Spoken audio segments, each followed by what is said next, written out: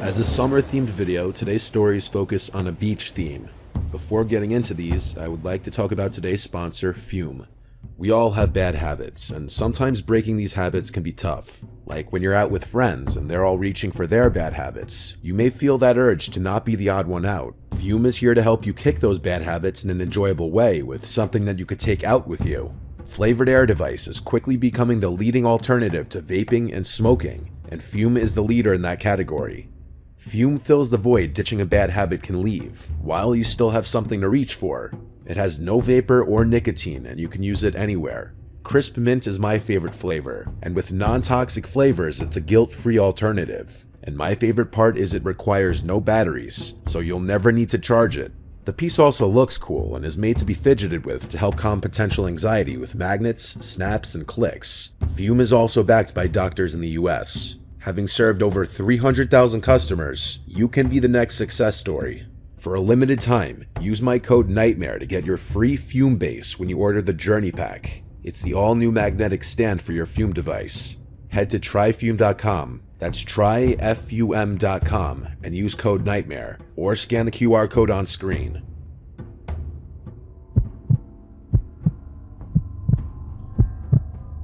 Until I was about 25, I lived in a beach town.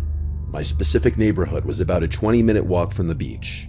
I'd say about 80% of my personality was beach-related. I've been surfing longer than I've been able to speak, and it would be an anomaly for me to shake out a pair of shoes and not have some amount of sand fall out. My two best friends, let's call them Armand and Chuck, were extroverted, outgoing, and charismatic. We were all 18 and very much obsessed with girls.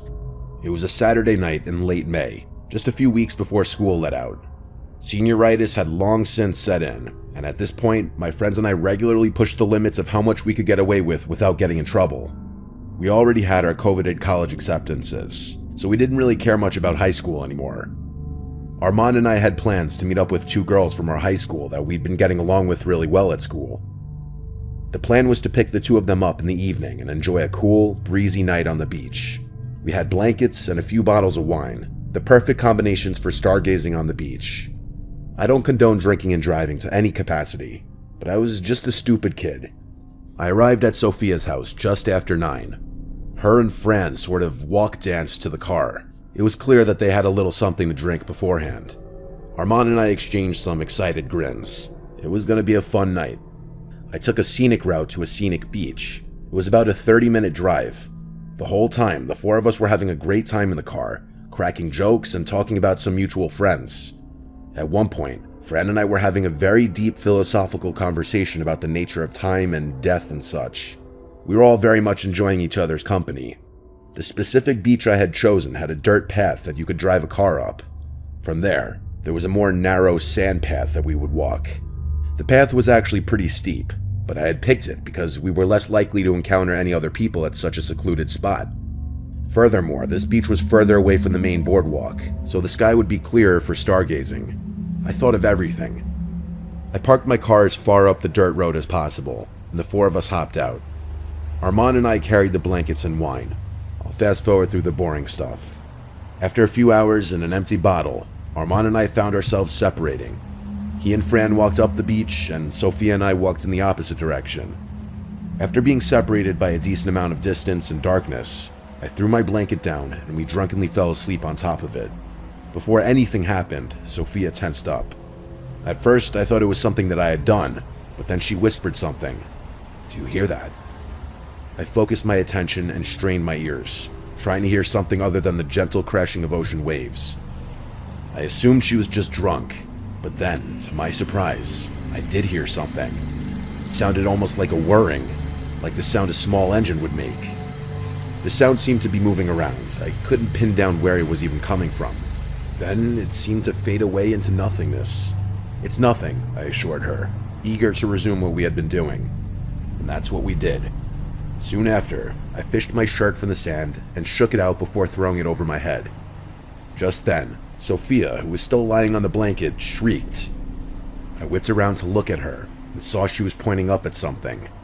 I looked up, but couldn't see anything besides the blackness of the sky. I sat down next to her to get a better angle, and I was horrified. From her point of view, The moon was perfectly aligned with what appeared to be a drone floating directly overhead. It hovered a little while longer before zipping up into the dark sky and disappearing out of sight. It all made sense.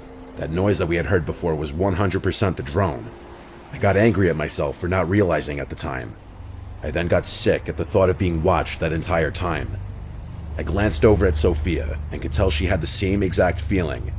She put her head in her hands and started crying. I consoled her as best I could before suggesting we walk back to the car. The two of us made it to the car to find Armand and Fran already there. I quickly explained the situation. The two of them were dumbfounded, and I could feel the joy in the air literally being sucked out.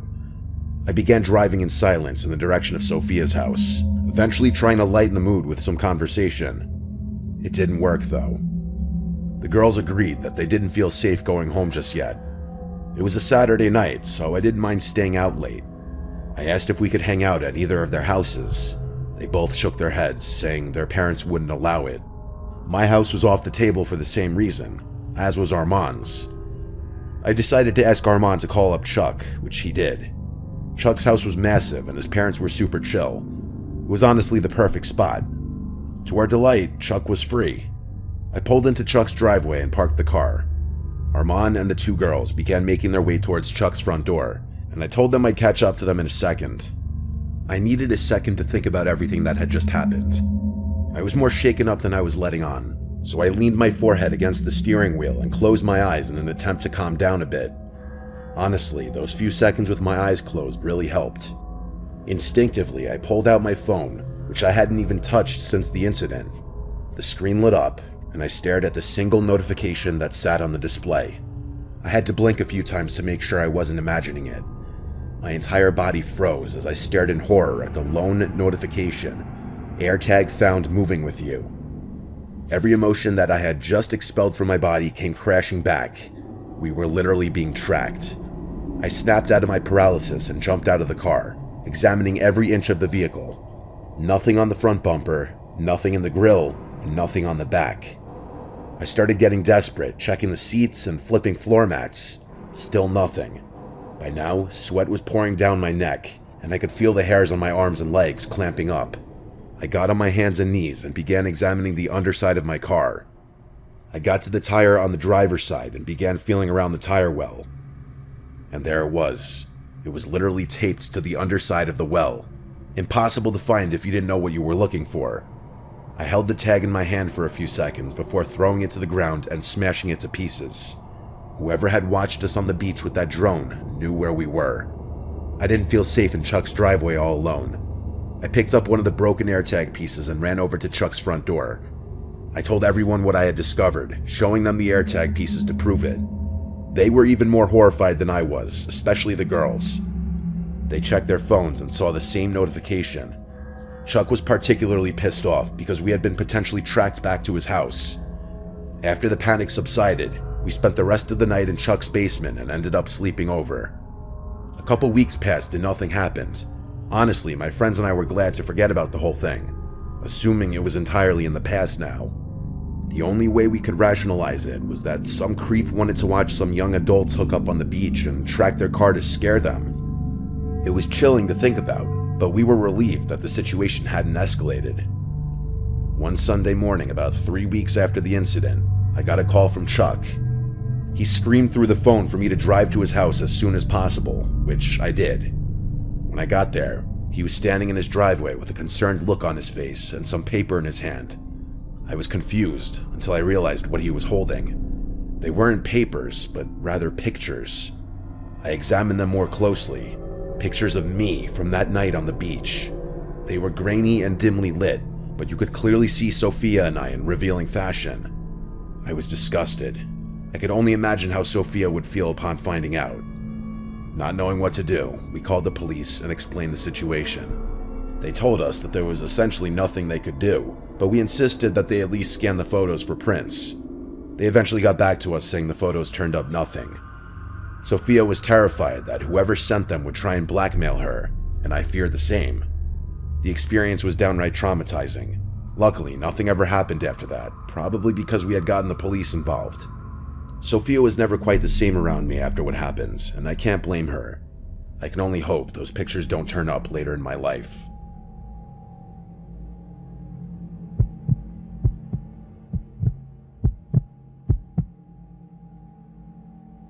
My best friend Ricardo and I were 19.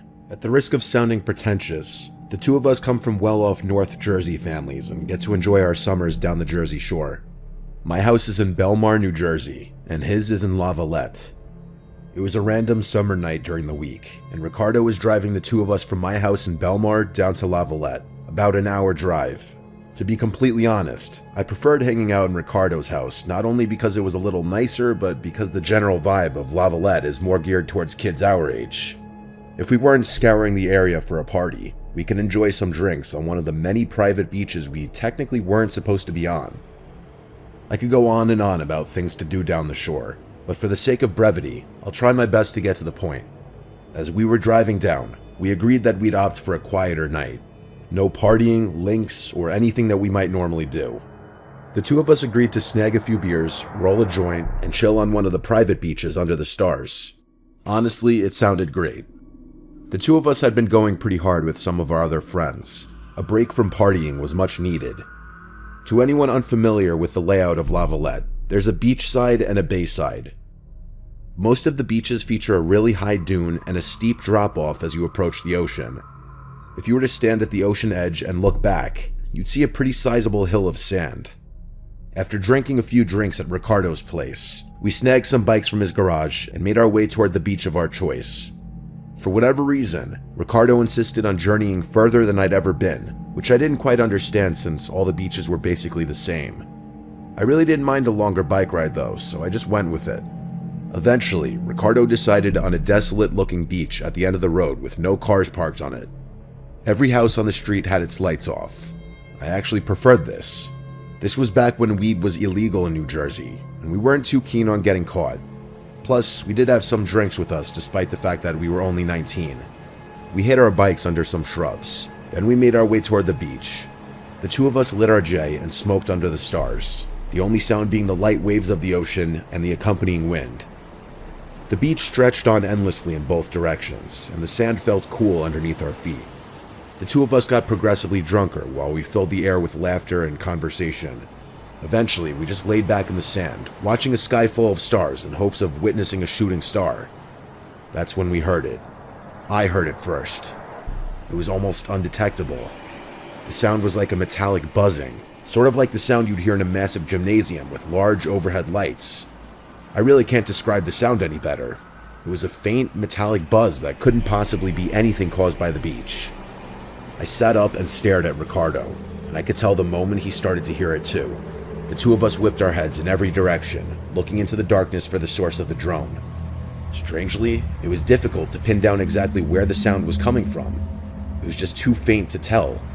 We were beginning to get freaked out, but were too terrified to move. We assumed that whatever was making that noise would go away, and we wouldn't have to worry about it. There was literally no way we could be seen from our spot on that beach. It was way too dark, and the sound of the ocean definitely drowned out any sounds we had been making. I know it doesn't exactly sound scary, but I'd be lying if I said my heart wasn't pounding out of my chest. The drone continued on, and after another few minutes, Ricardo gestured for me to follow him. I nodded my head in agreement. Leaving was definitely the best option. Just like a scene from a movie, the exact second the two of us stood up, the droning went from a 1 to a 5. It took every ounce of self-control I had to resist the urge to yell in fear. It wasn't a gradual shift. The sound literally increased in a split second, and it was definitely coming from our right. I felt the hairs on my neck stand up, and a wave of fear washed over me, tensing my body from head to toe. We stared into the darkness and still didn't see anything. But now the drone sounded so close to us that we instinctively started running toward the sand dune. I didn't even know what we were running from. All I knew was that something was seriously wrong and there was someone or something after us. As we were about halfway to the dune, I felt Ricardo place a firm hand on my shoulder, abruptly stopping me from continuing to run. At first, I was confused, but then I saw what his gaze was fixated on. I glanced up toward the dune and saw it. There was a dark figure standing motionlessly at the peak of the dune. Its arms were freakishly long, almost reaching its knees. It was ridiculously tall, and I was shocked at how it managed to stand so still. It was truly terrifying. Ricardo shouted at me, breaking my gaze from the figure, and we continued running, this time parallel to the beach. We ran to the next dune entrance and sprinted up the slope. As we made our way to the peak, we looked back at where we had just came from. I can still remember the terrifying sight that followed. Not only was the dark figure still on the dune, but there were maybe 3 or 4 more standing motionless on the slope. Each one looked like they were facing us. We didn't have time to go back for our bikes, instead opting to run the entire way home. The next morning, we retraced our steps, but couldn't for the lives of us find those bikes. Maybe they had been stolen, or maybe whoever or whatever was stalking us the night before had something to do with it. Either way, I've never experienced anything scarier on a beach and still have trouble explaining most of these events. The weirdest thing for me is I was never able to determine what the buzzing drone was, and to this day, have not heard anything even remotely close to it.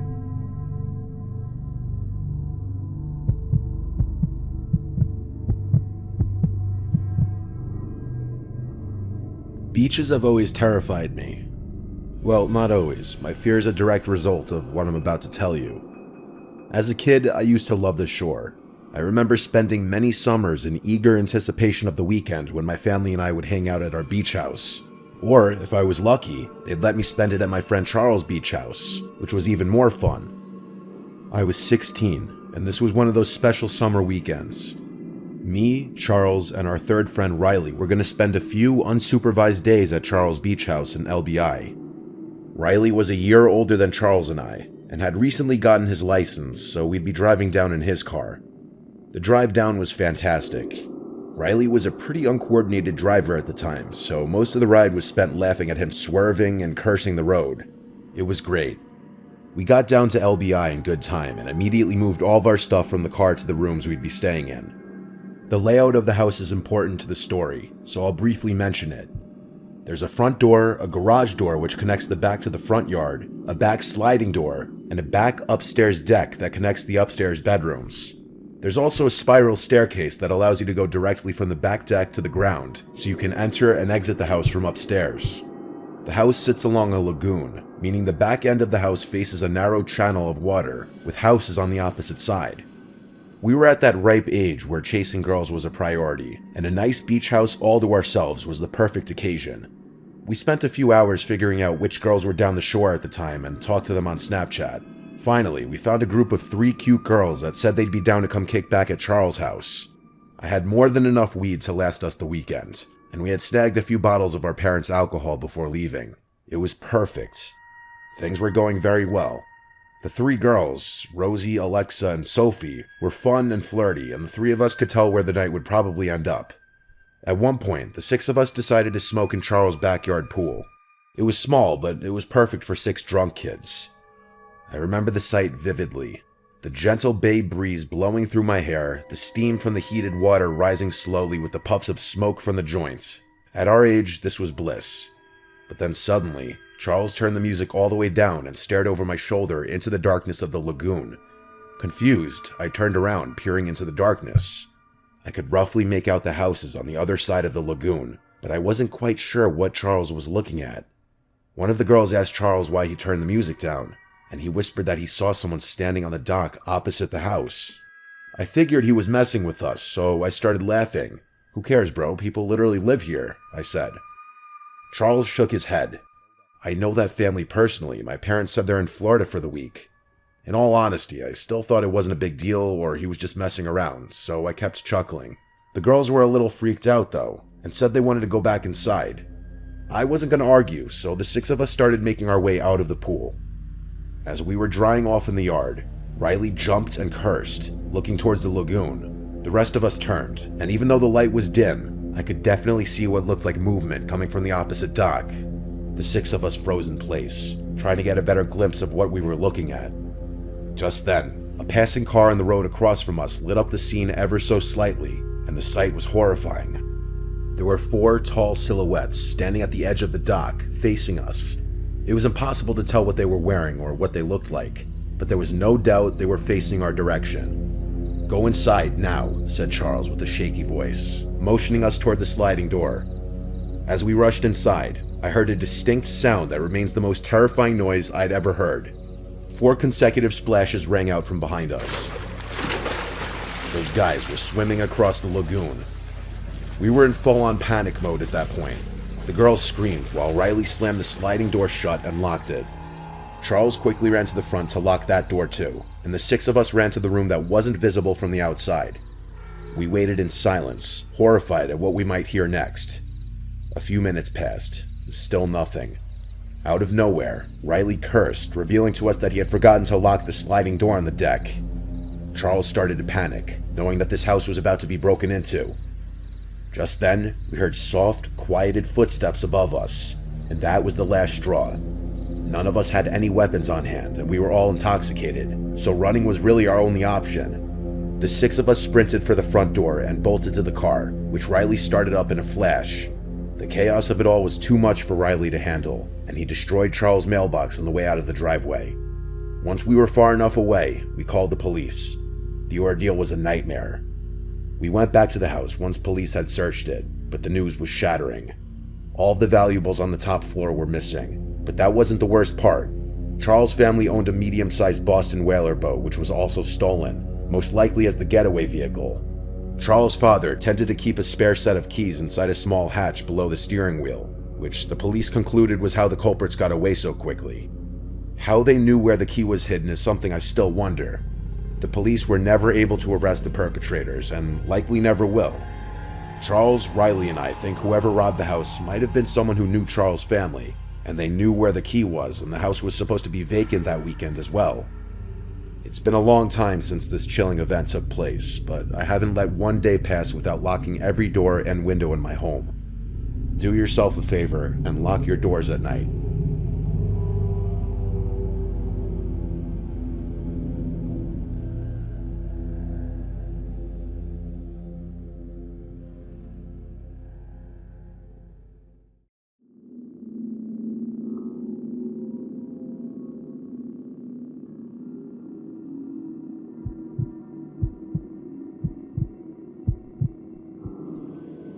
I was in my junior year of high school in 2009. I was sitting one regular school day in English class.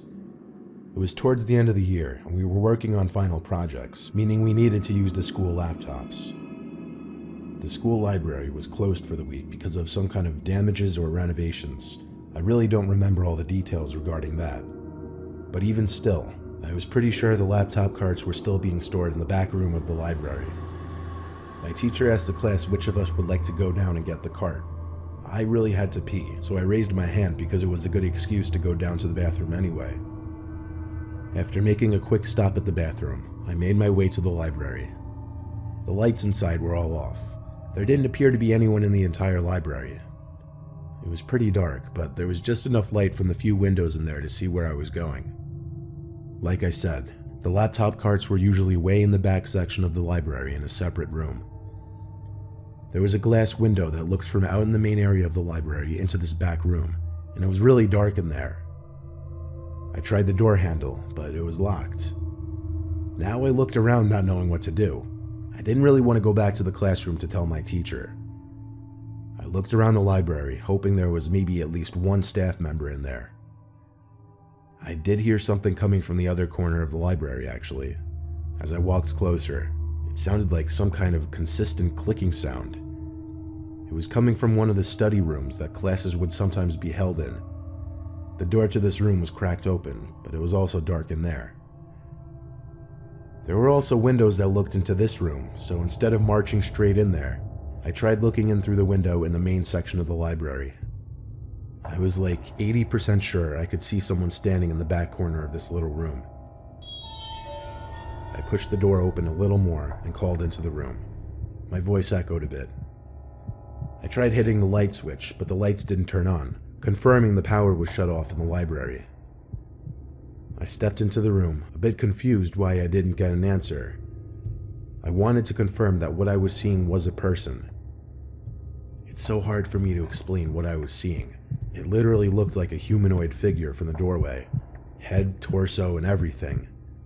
I didn't even have a cell phone back then to use to light up the room. I stepped deeper into this room, but I stopped when I started to become disturbed by what I was seeing. It didn't look like a person anymore. It looked like some kind of thing. Humanoid thing. I was pretty sure he or it or whatever was looking at me. I could make out a face on its head, which was easily twice the size of a normal human head. Not to mention how tall this thing was, maybe 7, 8 feet up. It was completely still, as was I, and it wasn't until I saw movement in the corner that my heart completely dropped and I ran out of the room and out of the library. I was breathing heavily, heart racing.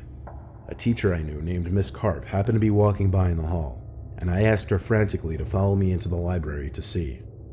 She asked me in a stern voice why I was even going into the library, given that no one was allowed to enter that week. I told her that I was sent to get the laptops, and maintaining her stern voice, she told me all the laptop carts were moved to the presentation room. Apparently, I had zoned out when my teacher mentioned this. I told Miss Carp to follow me into the library anyway to show her what I saw. But when she reluctantly followed me there, not only was nothing there in that back room, but the light inside of that room was now working. Miss Carp was annoyed with me, and of course she didn't believe me or just thought I was seeing things. I eventually went back to class with a computer cart for the presentation room and explained to my teacher that I went to the library by mistake. I never really mentioned what I saw to anyone else for fear of sounding stupid or crazy. I don't know if I believe in ghosts or paranormal shit, but I really have no freaking clue what I could have seen in there. Sure, eyes can play tricks on you, but not like that. I saw something big in the corner of that room. Something not human.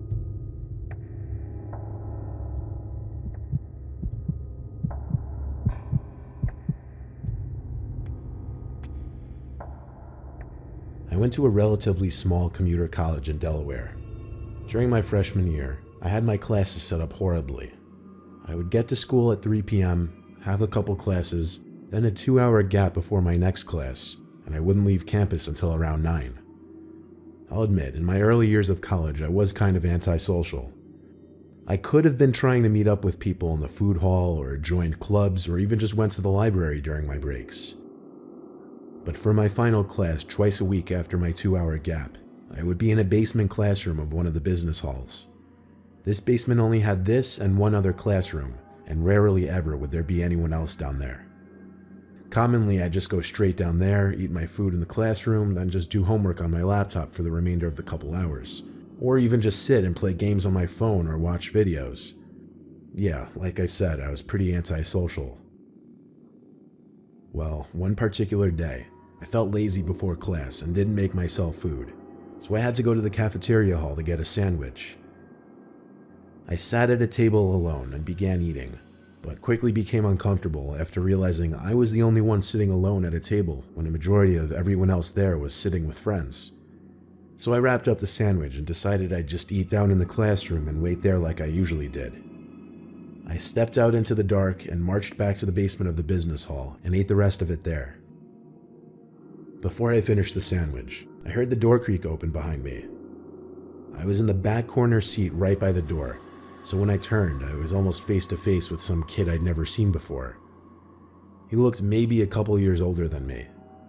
He had this gross, overgrown beard, he wore glasses, he had a bit of a belly. Seriously, I'd never seen him in this class. We made awkward eye contact for a second until I looked away and continued eating. I made a mental note that the kid looked off, like he was weird or something was just not right about him. I saw in my peripheral vision the kid sit down in the desk literally right next to mine. I wanted to say so badly, why? Why are you sitting right there? But I just tried my best not to look at him and just ignore it. I looked at the time on my phone. There was still a whole hour and a half before class started. I looked up, not at the kid, but slightly looking to the left, just enough so I could see the kid looking at me. That was enough for me already. I finished my sandwich, picked up my bag, and walked out of the classroom. I didn't care where I was going. Maybe a bench outside, just not there anymore. When I stepped back outside into the darkness, I looked around for somewhere to go and sit for a while. I walked to the more woodsy section of campus and sat on a bench under a nice and bright light post. It was chilly out since it was late fall, but I'd deal with it. Not many students walked by this section of campus. It was by a pretty unused small parking lot surrounded by trees everywhere. Suddenly, I heard cracks and crunches of leaves. I looked around and spotted something. Between two pine-like bushes, there was someone standing there. I stood up and extended my neck out, I guess, to get a better look. It was that guy again. He wasn't even making an effort to hide his face. I was about to take off again when he cut through the two bushes and said hi. He started to talk to me, but the way he spoke was also off. He'd overpronounce everything, if that makes sense. He started asking me so many questions about myself, like if I go to school here, what my major is, where I work, what I do for fun. It was so painfully uncomfortable, but I tried to be nice by also asking him some questions. We ended up sitting down for a while. Eventually he asked for my number. I don't know why I gave it to him. I guess I was trying to be nice. Then he turned it weirder. He asked where I live. At first I answered with my hometown, but he said no, like, where do you live? I paused, not knowing what to say. I repeated my same answer. Then he said, no, like, what's your address? I didn't even ask him why he was asking that. I just said I gotta go and quickly walked away. When I looked back, the guy was following me. I didn't know what was wrong with him, but he was freaking me out. I skipped class that night and drove straight home. I crashed into bed and started doing my homework. After finishing a short paper, I checked my phone and it was full of texts from some random fake number. There had to be like 20 texts. They were all from that kid. It started with hey, then he worked down to you have a nice house. I suddenly felt a pain in my chest area. I replied back, go away or I'm calling the police. Then there was a knock at my window. I had the shade down, I couldn't see who it was. But along with the knock, I heard a muffled but familiar voice say, open the window. I yelled on calling the cops. Then he went silent. My mom and dad weren't home, so I really did end up calling the police. Nothing else happened before the police came. I showed them the texts and explained the whole story. They said, though, that it would be better to see if it continued, since the kid didn't actually make any threats yet. They left, saying call again if he came back to the house and to block his number. The next day, the college sent a text to all students' phones warning about sightings of a dangerous young man seen walking around with a knife. Classes were shut down for the day, and police searched the entire campus. I called to give my story and was asked to give it to the police again. As far as I know, that creepy guy was never caught.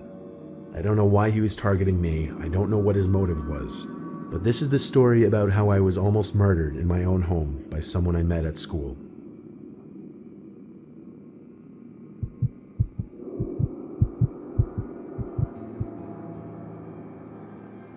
Back in high school, my group of friends consisted of about 10 people, but it would be rare that we'd all do things together. On a dark and cloudy school day, my friends Jared, Michelle, Christina, and I were all sitting in history together. We had a sub that day, and we weren't really doing any work, so everyone was just talking. Our high school was really old, like built in the 1930s, and there sat an old second building in the woods that was apparently used back in the 40s as some kind of daycare or preschool, and it just happened to be on the high school grounds, but they never tore it down. It was so old and decrepit it has vines growing on the side walls of it. The four of us were talking about how we should break into it that night since it was Friday. We didn't tell the rest of our friends because it would be harder to do with a lot of people. So nightfall came. We snuck onto the school grounds through a more hidden path to avoid security, and we easily made it towards the woods. We got to the building, which was in a fenced-off area. Jared and I boosted the girls up over the fence. Then we climbed over ourselves. The building was about twice the size of a house.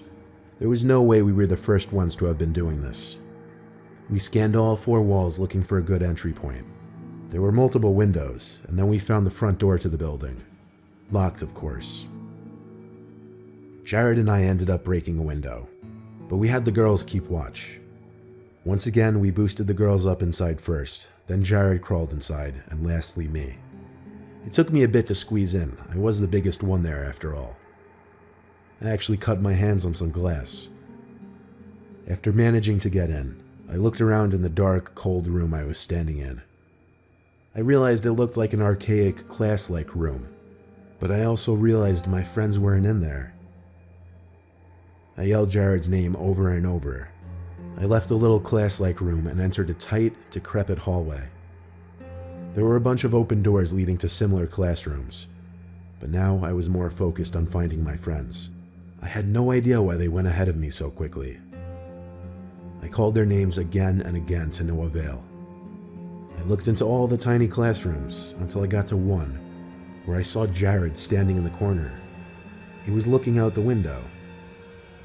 I said, "Dude, what the hell are you doing, and why couldn't you wait for me?" He just turned and looked at me, I guess. I couldn't make eye contact in that darkness. I looked down the hall again and called both girls' names. And with that, I heard someone stepping on something pretty loudly further down the narrow hall. I stepped through the mess of random school objects littered on the floor and got to the last classroom on the left. And the second I looked inside, someone jumped out and screamed in my face. I nearly had a heart attack, but it was Jared. Christina and Michelle came out from behind me, hysterically laughing. They revealed that they came up with a plan to hide from me to scare me a few minutes before going in. I playfully shoved Jared, but with my heart still racing from the scare, it started racing even faster because I remembered that figure I just saw in that other classroom. I told them all to shh and whispered I saw someone else and thought it was Jared. I waved for them to follow me back to that classroom, but whoever that person was in the corner wasn't there anymore. I stepped into the classroom, but it looked empty. Then I heard one of the girls gasp. I stepped back to them and looked at what the three of them were looking at. She was pointing at the crack between the door to the classroom. There was someone standing behind the door with their face pressed up between the crack to the door. The two girls screamed, and Jared yelled, "Let's get out of here." We all ran back to the window we came in through. I was the last one to climb out, and I can't tell you how scared I was that I was going to be grabbed by the legs and pulled down as I was climbing through. But I made it out. We hopped the fence again and ran back to Christina's house. It didn't make sense. The door to the building was locked, and the window we smashed was the only open window. So how could that man have gotten in? Better question, what was he doing in there? We told the rest of our friends, and rumors quickly spread about the building. I'm sure others went in there after that, but we never went near that building again.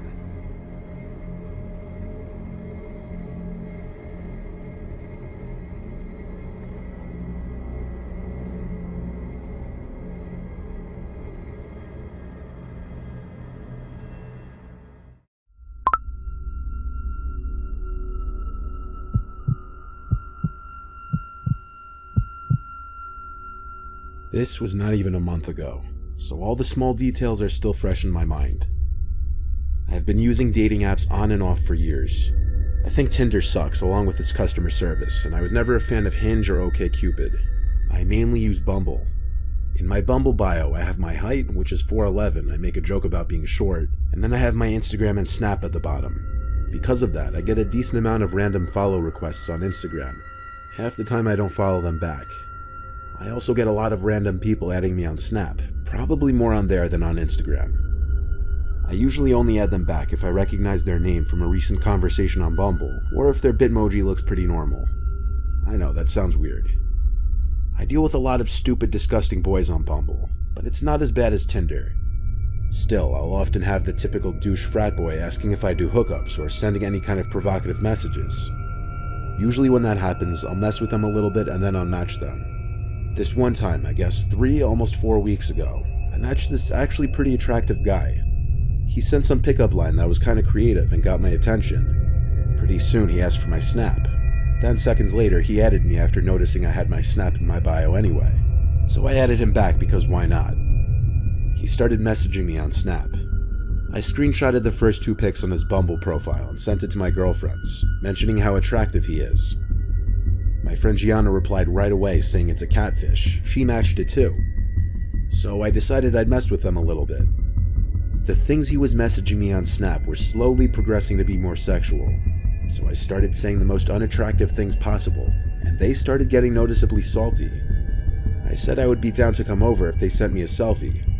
He didn't send a selfie, of course. He just replied with a message asking what my address is. I didn't reply at first, asking my girls what I should do next. But then I got a notification that the guy screenshotted my Snapchat profile. I immediately blocked him and remembered I had my location on the Snap map as public. The problem is, the houses in my area are spaced out enough where he could easily identify which house I was in. I panicked, asking my girlfriends what to do. They tried to calm me down, assuring me there was no chance he'd come to my house. They did a good job because they made me realize how ridiculous him coming to my house sounded. I was watching New Girl on Netflix. The doorbell suddenly rang. I paused the show, and I felt my heart jump into my throat. I was home alone, not expecting my parents or siblings, and it was past 10. I turned off my bedroom light and TV screen. I wanted total darkness to give the illusion no one was home. I suddenly got a notification that someone added me on Snap. The username was "It's me, add me back." I blocked the account immediately. 2 minutes later, another account added me on Snap. This one, the username was "I'm outside your house." I screenshotted that and sent it to my friends and family, now in tears. I blocked it as well. There was a long pause now. I hoped maybe he had given up. During that time, I was texting friends and family, but ignoring all their phone calls because I was so paranoid that I'd be heard from outside.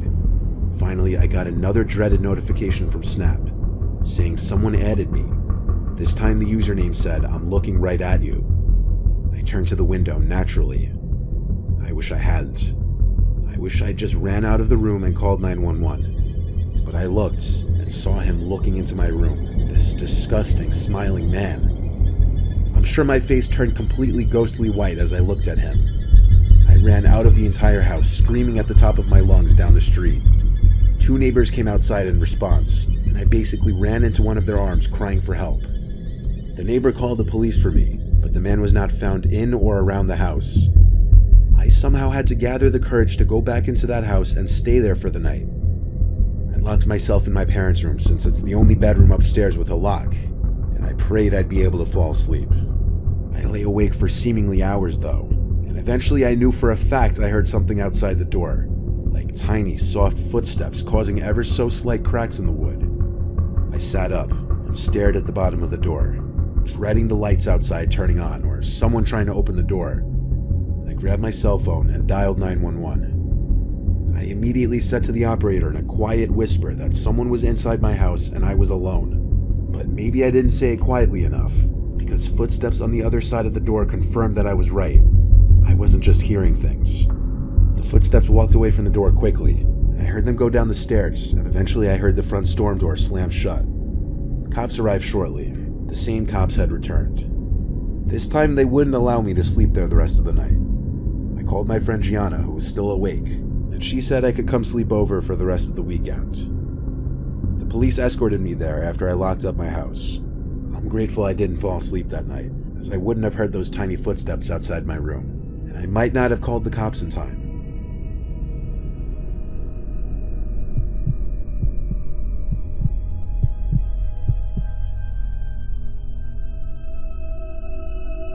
I hardly use Snap. I find it to be an immature form of communication. I only have one so I can receive snaps from friends and occasionally send people snaps while I'm on vacation somewhere or doing something fun. I do not view Snapchat as a viable replacement for simply texting someone. That being said, when this girl Kate that I hadn't heard from in months, who I was kind of into, one night randomly snapped me, my face lit up a bit. She snapped me a picture in a dark room, presumably her bedroom, saying, "What are you doing?" I replied with an awkward selfie, saying "watching Friends," made more awkward with the obnoxiously bright flash from my phone. Another reason I hate Snapchat, because I look terrible in selfies. Expecting her to run away after my selfie, she actually snapped back. I could barely make out part of her face. It was 90% black wherever she was, with a hint of red glow. She said in the snap to come to her place. I was done with the stupid selfies, so I just messaged her back asking where. She sent an address. It was 10 minutes away. I was bored, so why not? I got in my Chevy and started following towards the address. It wasn't that far. I was there quicker than expected, but I'm also a speedy driver. The address was of a house at the edge of the same town I live in. Since I have her number, I just texted her. But with my car idling and her not answering right away, I decided to just call her. The call was answered, but she didn't say anything on the other end. In fact, all I heard was garbled background noise, likely because the phone was answered by accident. I said hello a few times, hoping maybe she'd hear me in her back pocket or wherever her phone might have been. I listened for a little while, and eventually I started hearing a man's voice in the background. I screamed hello 2 more times into the phone, and then I distinctly heard in a girl's scream, "Help me," before the call was hung up. I didn't know what to make of all of that. I texted her 1 more time, "What's going on?" Minutes later, I got a text back saying, "Come in, I just opened the front door." I looked at the house, and sure enough, the front door was left open now. At the same time, I got another snap from Kate. I opened it immediately. It was a picture of her legs in a dark room. She was wearing ripped jeans, and it looked like she was sitting on the floor. Something wasn't right here. I wasn't going in that house. I called 911 and reported a possible kidnapping situation. In the meantime, while waiting for the cops, I texted back the number, saying 1 second, I'm on a phone call, then I'll come right in. But there was no answer. In fact, the next time I looked at the front door of the house, it was closed now. I was worried that what I was imagining was coming true. The cop car eventually pulled up behind my car, and I pointed them at the house. Another cop car pulled up quickly across the street, and 2 more cops got out. A total of 4 cops were knocking at the front door. A man opened the door, and they identified that they received a reported kidnapping in the house. One of the police officers actually let himself into the house past the man. The other 2 followed, while one stood with me by the front porch. Not even 30 seconds later, one of the cops yelled at the other 2 to get him in cuffs, and then a girl's cries for help soon became apparent from the basement. I was in absolute shock when the girl I recognized as Kate was being escorted out of the house in tears. She was a wreck. She looked like she had just experienced a life-changing trauma. I can't even imagine. This wasn't even her house. This was apparently the man's house. But the girl's aunt didn't live too far, so she was brought there.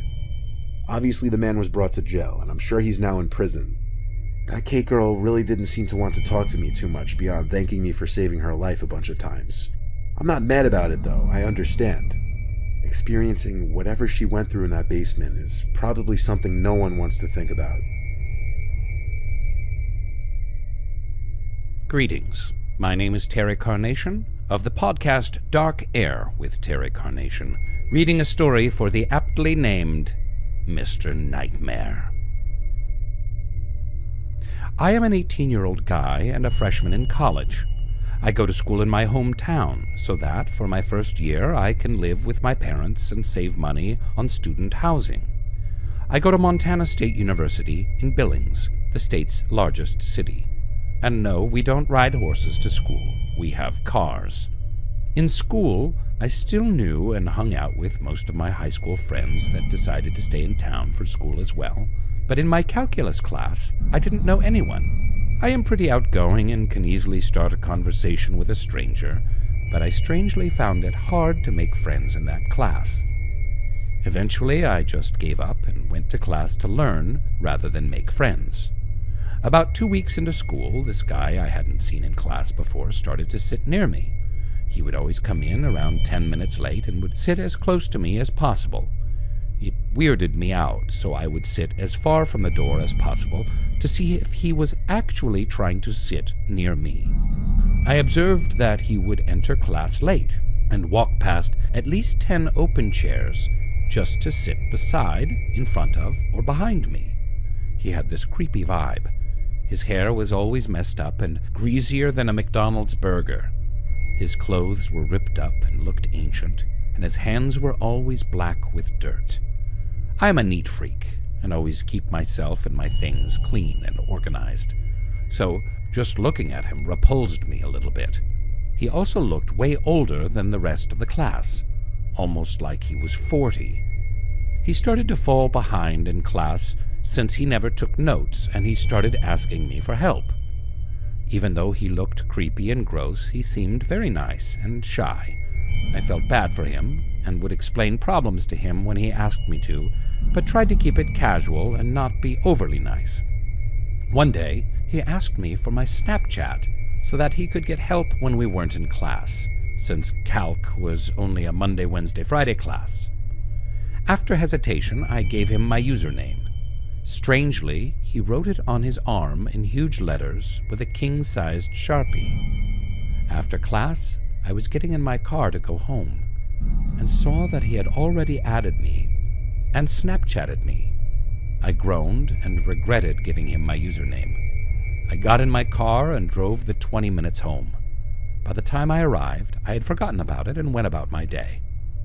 I should mention now, a girl's name added me on Snapchat on this day too, so I added her back even though I didn't know who it was. Later that night, I got another Snapchat from him. I opened it. The first one from earlier that day was of his arm with my username on it. The caption had a ton of blushing faces on it, more than I could care to count. The second was a shirtless picture of him in a bathroom mirror, but it looked like a gas station bathroom. It said, "The jeans you wore today were so tight around you, and I couldn't stop staring." I was immediately weirded out and considered blocking him. I thought better of it, though, and wanted to avoid an awkward situation in the next class we had together. I didn't reply to him and went about my night. I had a few friends over and left my phone sitting on the couch, and one of my friends picked it up and said, "Dude, who's this Jefferson guy? He sent you like 20 snaps." I grabbed my phone and scrolled through my notifications. I clicked on one, and it brought me to the chat section of Snapchat. The messages started off with him asking why I never replied, and got increasingly more angry and aggressive as they went down. Then a picture popped up, and I opened it. It was of my front door, and it read, "Come out right now," in all caps, with about 100 exclamation points. I suddenly remembered I had my location on for Snap Maps, and he had tracked me to my house. I immediately screenshotted the picture and the messages. One of my friends recommended calling the police, but I wasn't worried since I didn't think he could get in. Flash forward 2 weeks, and I hadn't seen the guy since. One night I was watching people's stories and came across Jefferson again. I was horrified because I thought I blocked him. I looked at the username and saw that it was the username that I thought was a girl adding me all that time ago. He had made a fake Snapchat, knowing I would probably end up blocking him. His story was even creepier, though. It was a picture of me walking with my friends in a parking lot earlier that day. I was pissed now. I messaged him and asked why he wouldn't just leave me alone, and why he couldn't realize I didn't want to be his friend. He only replied with more pictures of me taken over the last couple of weeks. Me walking, me driving, me at the movies with my friends, me at a restaurant downtown with a girl I liked. I was so completely creeped out that I blocked him again. I wish I had saved the pictures. But after I press charges for stalking, I imagine the photos will be subpoenaed for evidence. I have since turned off my location for Snapchat, and I only add back people that I know. Thank you, Mr. Nightmare, for that nightmarish story. Thank you, Tristan, for that indelible nightmare of a story that you've shared with us. Ugh, blood-curdling. Now, if I only knew what Snapchat was. I don't know what that is. Is it a device? I'm not sure. But I can only imagine. One can only imagine. And frankly, I'm most surprised by the fact that someone in Montana is studying calculus. I didn't know they had universities in Montana, let alone courses like calculus. I bet they ride horses to class instead of cars. Oh, Tristan. Stay safe out there, buddy. Stay safe, Tristan, and only add people you know to your chapsnats. Only add friends and not creepy dudes. Full confession, that was me. But I am, however, a little older than 40. So, it was me, Tristan. It was me. This is Terry Carnation. I host the podcast Dark Air with Terry Carnation. New episodes out every Thursday. Follow me on my misadventures as I host a paranormal radio call-in show featuring, well, me, Terry Carnation. Thank you, Mr. Nightmare. Thank you, Tristan. Thank you, listeners everywhere. Remain open to all possibilities. I couldn't resist doing an evil laugh. I love doing evil laughs. Here's another one.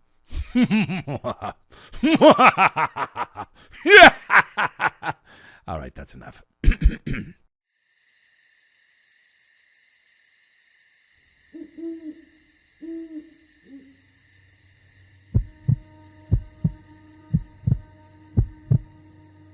I used to live in a small studio apartment in Chicago when I finished college. It was not fancy, just a single-room space on the top floor of a 3-story building. I chose it because rent was cheap and it was close to work, and as a 23-year-old with student loans and no savings, I didn't have the luxury of being picky. The apartment was clean, functional, and most importantly, mine. The only window in the place looked out over a narrow alley. Across the way was another apartment building, nearly identical to mine. The alley was tight, barely wide enough for a single car to squeeze through, and during the day it barely got any sunlight. At night it was pitch black. That never really bothered me much. I was working late nights at the time, bartending at a lounge on the north side. I usually got home around 2:30 or 3 in the morning, then I'd make a quick meal and zone out on my phone until I passed out. One night, about a month into living there, I noticed something odd. I had just walked in, kicked off my shoes, and turned on the overhead light when I thought I saw something move in the window across the alley. Just a flicker. A curtain twitching, maybe. I froze for a second. But when I looked again, there was nothing. The window was dark and still. I shrugged it off. Maybe I startled someone, or maybe it was just a draft. The next night, it happened again. As soon as I turned on the lights, I saw the curtain shift in that same window. This time I was sure I saw it. A hand pulling the curtain back just slightly before letting it fall. I couldn't see the person behind it. The lights in the other apartment were off. It was just a sliver of movement in an otherwise black void. But the reason this really caught my attention was because I had never seen the lights on in that apartment. I always assumed that nobody had lived there. That night, I didn't sleep well. I kept thinking about that attic and the hand. Over the next week, I started paying closer attention. Every night without fail, the curtain would move within seconds of me turning on my lights. It was subtle but unmistakable. It was the same thing every time.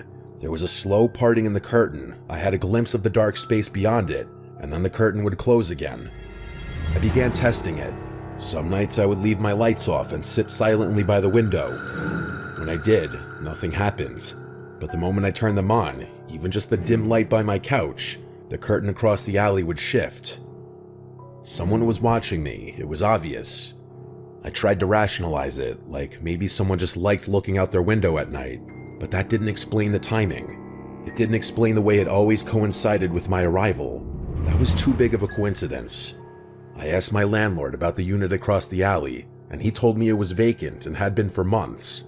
I pressed him, asked if maybe someone had moved in recently, but he shook his head. He even joked that I was being paranoid. I considered calling the police, but ultimately didn't because I felt like reporting someone possibly looking at me through a window in an empty apartment sounded ridiculous. There was no crime or proof, just a feeling that grew worse every night. Then one night, everything escalated when I came home later than usual, around 4 a.m. The bar had hosted a private event and cleanup ran long, so I was exhausted and not thinking clearly. When I reached my door, I noticed something stuck in the frame. At first, I thought it was junk mail or a flyer, but when I pulled it free, I realized it was a crumpled note. It simply said, "Hey," written in pen. My legs went weak because the first thought I had was the apartment across the alley, so I ran to the window and looked across. The curtain was drawn and there was no movement. I called my friend Jamie, panicking. She lived across town but told me to come over right away. I grabbed a backpack, stuffed some essentials into it, and got out. The next day, I confronted the landlord again. This time, I demanded to see the apartment across the alley. He hesitated, but eventually agreed to meet there with the key. The place was dusty and completely empty, with not a single piece of furniture. The walls were bare, and the floor creaked with every step as if the place were 100 years old.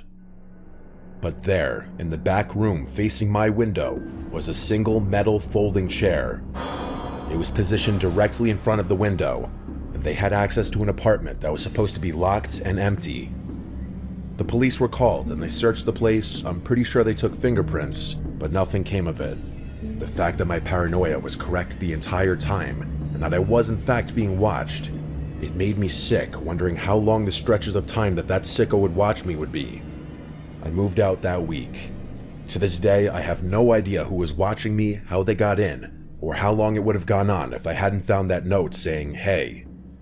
I've considered the possibility of it being the landlord, but ultimately I had to drop that theory because there's no way in hell he wouldn't have went over there to remove that chair before bringing me over there.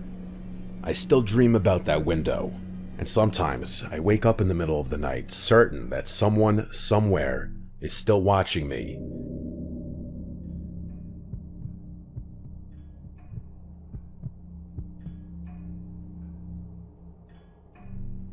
When I was 12, my family moved to a rural area in Oregon, miles from the nearest town. We lived on a large piece of land surrounded by dense pine forest. It was peaceful, quiet, and completely isolating. The house itself was built in the 1940s. It had the old house starter pack with things like creaky floors, a creepy attic, and a detached rundown shed that sat about 30 feet from the back door. The shed was packed with old tools and junk from the previous owner. My dad always meant to clean it out, but he never did. For the most part, we stayed away from it. I remember the first time I noticed something strange. It was a weeknight, close to midnight.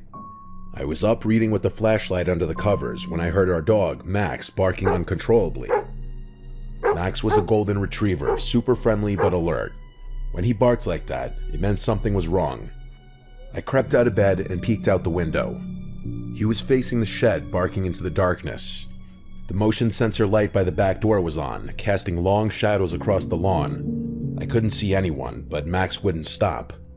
I didn't go out there, I just watched for a bit until he calmed down, then I walked away. The next morning, we found deep boot prints in the dirt between the house and the shed. My dad dismissed it, saying it was probably a neighbor or a drifter passing through, but I couldn't stop thinking about it. Over the next few weeks, Max barked at that shed multiple times. Every time, we'd look outside and find nothing, but the footprints would be back, and they always led to the shed, never away from it. One night around 2 a.m., I woke up to the sound of footsteps on the gravel outside my window. I froze. The footsteps stopped, then resumed, moving toward the shed. I peeked through the blinds, and the light by the back door flicked on, and for just a second, I saw him. A tall man standing beside the shed door. He was wearing what looked like a dirty gray coat. His face was obscured by shadows, and then the light went out. My heart pounded in my chest as I backed away from the window. I woke my parents. My dad grabbed his rifle and went outside, but the man was gone. The footprints were fresh though, right up to the shed. This time, my dad decided to check inside. He unlocked the padlock and pulled the doors open, but all there was were just rusty tools and old tarps. He added a new lock and reinforced the doors. For a while, things were quiet. Then, a month later, Max went missing. We searched everywhere, through the woods, up and down the road, even asked neighbors. He was gone. I was completely heartbroken. I held out hope that he'd return, and he just got lost in the woods. That night, I couldn't sleep at all. I kept thinking about the shed and Max, about the man I'd seen. Around 3 a.m., I heard the back door creak. I got out of bed and tiptoed into the hallway. My dad was already up, holding his rifle. We moved to the back door, just in time to see the motion light flicker on. There, standing by the shed, was the man again, only this time, he was holding something. In one hand, a knife, in the other, Max's collar. When I saw this, I felt like my life was half sucked out of my body. Like this horrible weightlessness in which I almost felt like I was gonna fall down. My dad shouted and raised the rifle, but the man turned and ran into the woods. We called the police, and they searched the area but found no trace of him. What they did find inside the shed made me sick. The floor had been cleared. In the dirt, someone had carved symbols, crude, disturbing images. In the corner was a pile of bones, animal bones, hopefully. It got worse. Behind a false panel in the shed wall, the officers found a backpack filled with items that weren't ours. Wallets, watches, and a few pieces of worn clothing. Things that must have belonged to someone. Multiple someones. The strangest thing was a notebook. Pages and pages of strange symbols, incoherent rambling and jagged handwriting, and crude drawings of houses, families, and eyes. I believe that this was some kind of message to us, saying he was watching us like he's watched other families. The police took all the items that were found. That night, while packing to leave, I looked out my window one last time to the shed. The police tape fluttered in the breeze, and all was quiet, but just beyond it, maybe 10 feet into the tree line, I saw a person's face, but the moment I blinked, it was gone. I screamed my dad's name in a desperate panic, yelling, "He's back!" My dad stormed into the room and looked out the window, asking where he was. I pointed straight at the shed and saw he was to the left, right by the woods. He ran to grab his rifle again, and this time he ran outside and screamed like a maniac while firing around. You can't imagine the anger and frustration of having to be chased out of your own home by a crazy, dangerous person who likely killed your dog. My dad was letting his frustration out in that moment. I know my dad wanted to kill that man. We moved out days later to a much less remote part of Oregon.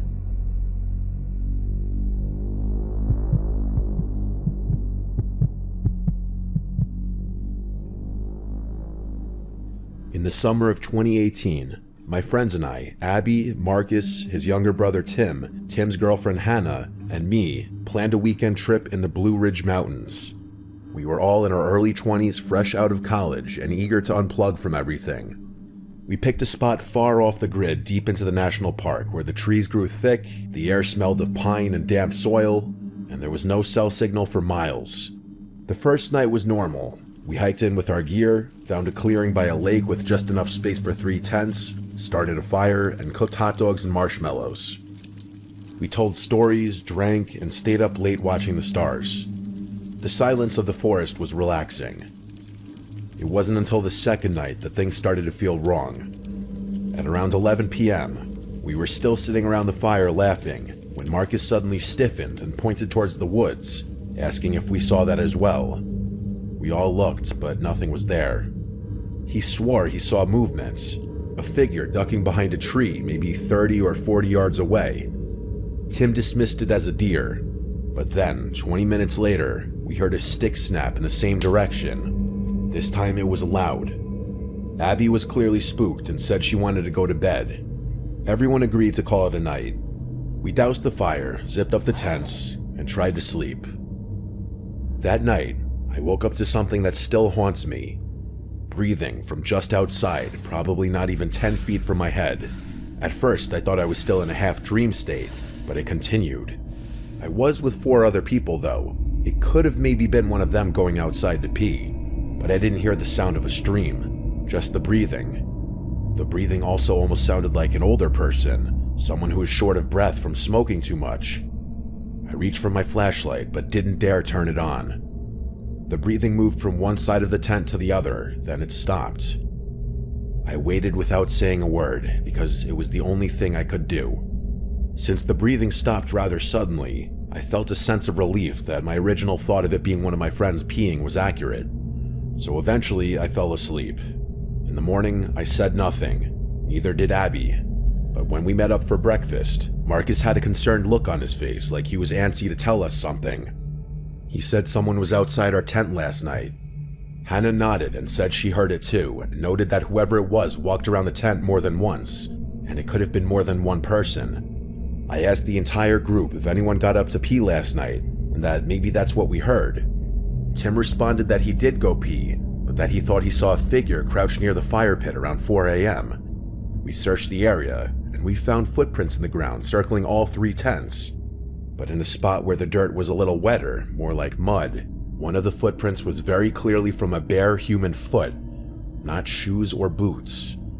This made the whole thing even stranger. They led into the woods and vanished. We tried to joke about it, saying maybe it was a crazy hiker or prankster, but it didn't feel like a joke.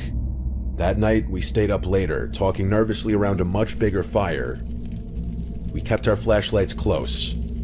Around 2 a.m., we heard that awful sound of the crunching of leaves in the distance, but this time there was a voice.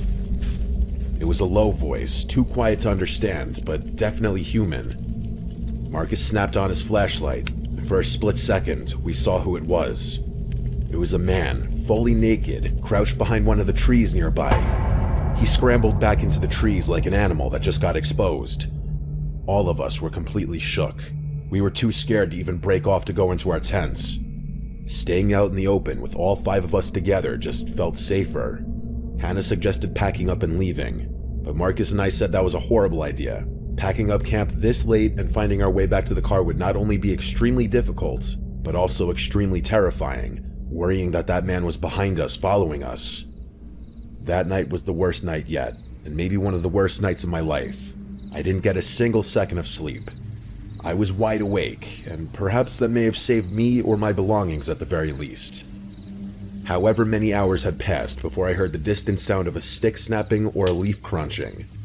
I said out loud, "Please let it be a fucking deer," under my breath. A few moments of silence passed before a voice from out in the woods said, "I see you guys."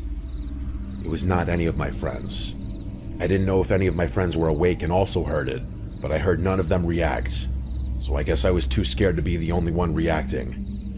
What happened next, I never would have expected though. I heard my tent shift ever so slightly, which caused me to shoot up and look at the tent zipper, and it started to slowly move down. I started to scream at the top of my lungs, causing my friends to also start screaming. Whoever was on the other side of my tent took off, I presume, but I can't know for sure. All I know is all of us yelled at each other to communicate through the tents.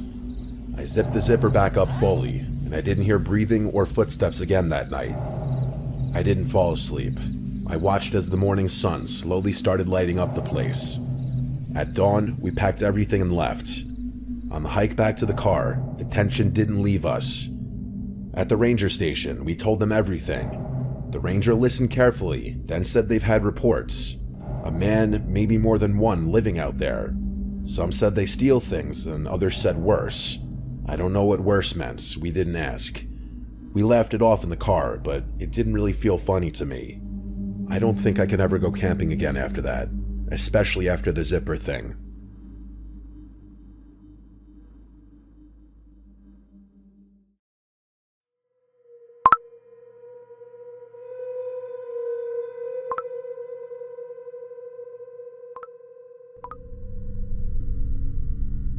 I used to use Snapchat a lot last year and the year before. This story takes place during the summer of 2015 when I was 14 years old. I would Snapchat this one friend of mine regularly. We were both on each other's best friends lists. I'll call him Ben for this story. One night, he hadn't snapped me in a while, so I sent him a funny picture. He didn't open it for a while, so I sent another funny photo of myself.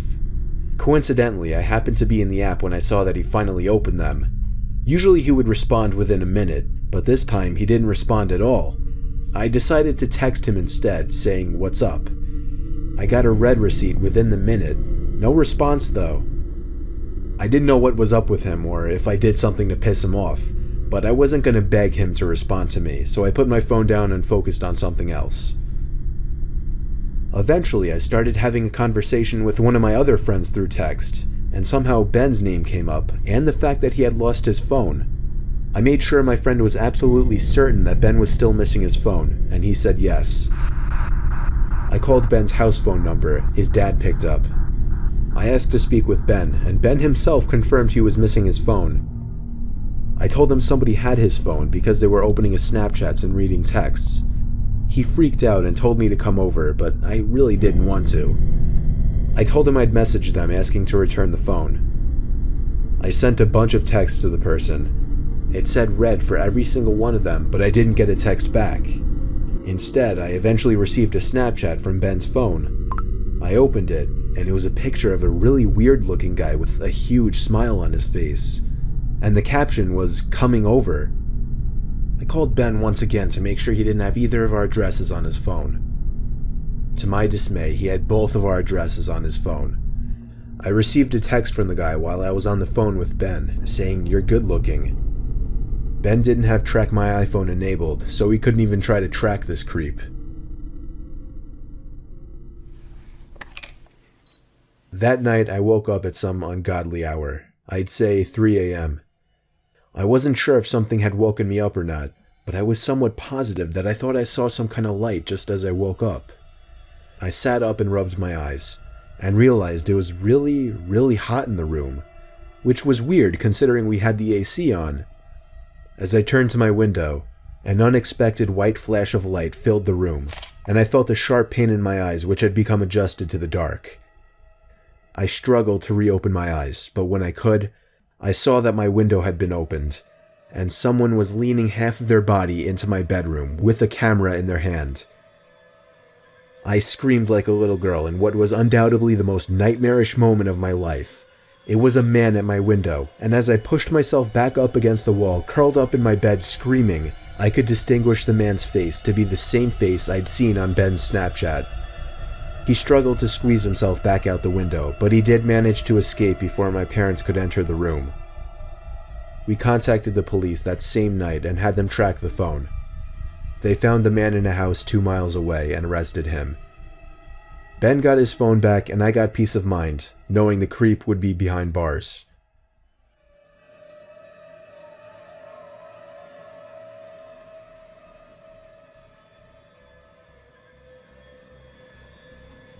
This is a short but terrifying story of something that happened when I was Snapchatting a friend. I'm pretty young, I'm only 13, still in middle school. A girl I really liked had just recently started snapping me selfie pictures, and we started messaging each other for a few nights. One night when I was watching TV, she sent me a snap of herself laying in her bed without a caption. I sent a message saying "What's up?" She sent another identical picture, this time with a caption saying "Not much, you?" She set the timer to 10 seconds, so it gave me plenty of time to analyze the picture, including her bedroom in the background, and the dark outline of a person standing by her window. I quickly sent a response message, saying, "Is that your brother by the window?" She sent another identical snap, this time captioned, "What do you mean?" In this picture, the figure at the window was closer, and I could see a hand pressed up against the glass. I closed the snap before the timer even ran out so I could tell her quicker. I said, "There's somebody at your window, turn around." She opened my snap almost immediately, and then I didn't hear from her again on the app. I grew more and more worried as the minutes passed. I texted her a few times to no avail. I tried calling her a few times to no avail as well. I didn't know her house phone number, otherwise I would have called her parents. It wasn't until midnight when I was already laying in bed that she finally texted me back. She explained the whole situation. As soon as she looked at her window and saw the person standing there, she screamed, and that caused the person, who turned out to be a 20-something-year-old man, to open the window and jump into the room. From there, she ran to her parents' room and woke her dad, who went to her room to find nothing but an open window.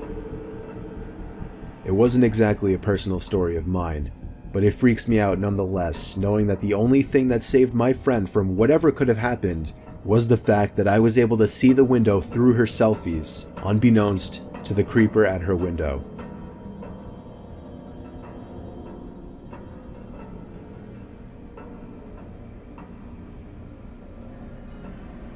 When you think of Snapchat, the last thing you would think of is a horror story, besides maybe private pictures being leaked.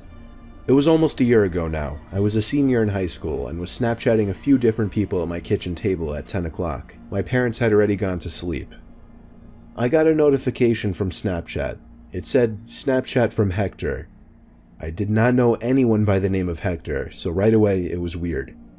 I should mention I'm a guy, so it's not like random creeps snapping me for pictures or anything like that is a common occurrence. I didn't want to open it up right away because then whoever this was might think I was available for some kind of conversation. A whole half hour went by and I completely forgot about the snap. That is, until I got another one from this Hector person. This time, I opened it right away. The first snap was taken in a really dark room, and somebody's face was just barely in the picture, though it was way too dark to give a clear description of the person. All I could tell was the person was a bit darker skinned. The next picture was taken outside, facing a road. It took me a while to catch on because of the darkness and the graininess of the photo, but there was an arm pointing down the road. I typed "Who is this?" in the chat. The message was read instantly, but there was no reply. The guy added me, so I added him back. His Snapchat score was literally 5, and he watched all of my Snapchat stories. 5 minutes passed before I got another Snapchat from this Hector guy. I opened it right away. This time, a picture taken in the middle of the street. However, I recognized the street he was on. He was only 2 blocks away from my house. Again, I typed, "Who is this?" I knew it was one of my friends messing with me on some kind of throwaway account. I texted a few of my friends who I thought might be doing it. They all promised it wasn't them, but they all found it really funny. I got a 4th Snapchat from this Hector person. I found myself getting more and more nervous opening each one. I waited a few seconds and then opened the snap. It was a picture of my block taken by the old lamppost on the corner. My good friend who lives 2 doors down came over because I was freaked out and wanted him there. He's a big dude, so him and I could take on any one person. We sat on my couch with the TV on in the background, staring at my phone, waiting for another snap from this guy. Sure enough, the notification popped up with Hector's name on it, and my friend got excited with laughter. I was too nervous to find humor in it. He told me to take a screenshot this time. When I opened the snap, the picture was of my house. It was taken from the front yard. I took the screenshot and we both jumped off the couch and ran to my front door to look outside. We couldn't see anyone, so we both put our shoes on and checked outside. I told my friend to stay in the front and I'd check the backyard. On my way to the backyard, I got another snap from Hector. I opened it immediately once again, and this time, the picture was of the back door to my house. Before opening that gate, I yelled for my friend to come around back, which in hindsight, I can now see was a mistake, because as soon as I opened that gate, I saw somebody already running for the gate on the other side of the yard. Me and my friend chased after whoever it was, but it was way too dark to see anything out in the streets. This Hector guy got away. My friend hung out for another hour or two, and after he left, I went to bed shortly after. Of course, I was rolling around in bed for over an hour, in the back of my mind waiting for a notification to go off on my phone, saying Hector sent you a Snapchat. Eventually, everything faded to darkness, and the next thing I remember was waking up the next morning. The first thing I did was check my phone. There were 3 notifications throughout the night, each saying Hector sent me a Snapchat. It took me a while to finally press the button to see the pictures. All 3 of the pictures were of different windows to my house, the 3rd one of my bedroom. I blocked the user and even went as far as to email Snapchat support to report the guy, to which I got some copy-pasted response like, "Thank you for your email, we take these matters very seriously," and so on. They proved to be of little help, even when I followed up on the matter a week later. I would normally assume whoever did this was a friend, acquaintance, or just some person I barely knew from my grade. But judging by the little bit of skin I saw in the photos and the username, this person was Hispanic, and there weren't any Hispanic kids in my school. It still freaks me out to this day, wondering who the hell this Hector person actually was, how he knew me, my Snapchat username, and my address.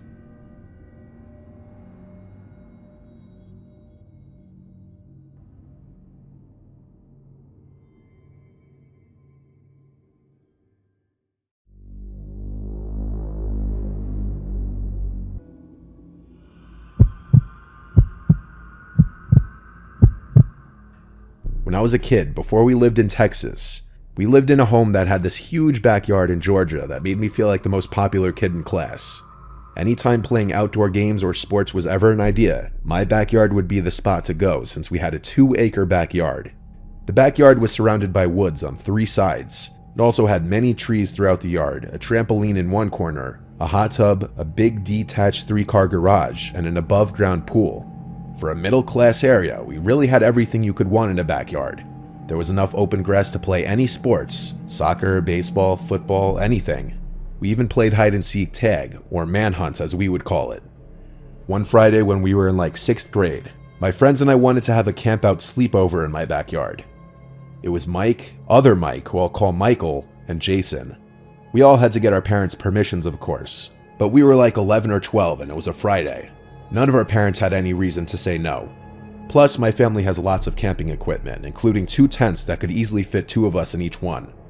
After all of us got permission from our parents, we made arrangements for them to get to my house around 5 so we could play sports in the backyard. We had 2 mini soccer nets in the yard that we used to play soccer 2-on-2. We did that for like half an hour. Then we played baseball for another maybe half hour. And after just sitting around for a few minutes regaining our energy, my parents ordered pizza for us, so we ate around 6:30 or 7 if I had to guess. The sun was starting to go down a little bit now, so now came the time to set up the tents before it was too dark. I was pretty good with setting up tents because I was a Boy Scout and we just recently learned how to set up tents. My friends kind of helped, but I did most of the work. By the time they were done, it was decently dark out. The backyard lights were on, giving a nice glow. It was now dark enough for us to play our favorite game, Manhunt. There were a million spots to hide in the backyard. We played in pairs. It was Mike and I hiding first, and Michael and Jason would be hunting. Mike and I split up. Our goal was to get back to the home base point, which was the back door to the house. No camping by the door was allowed. The trampoline was in a far corner of the yard before the woods. I crawled under that to hide.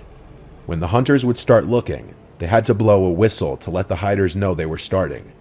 Once I heard the whistle, I stayed under the trampoline waiting it out, watching the 2 of them in the distance looking around.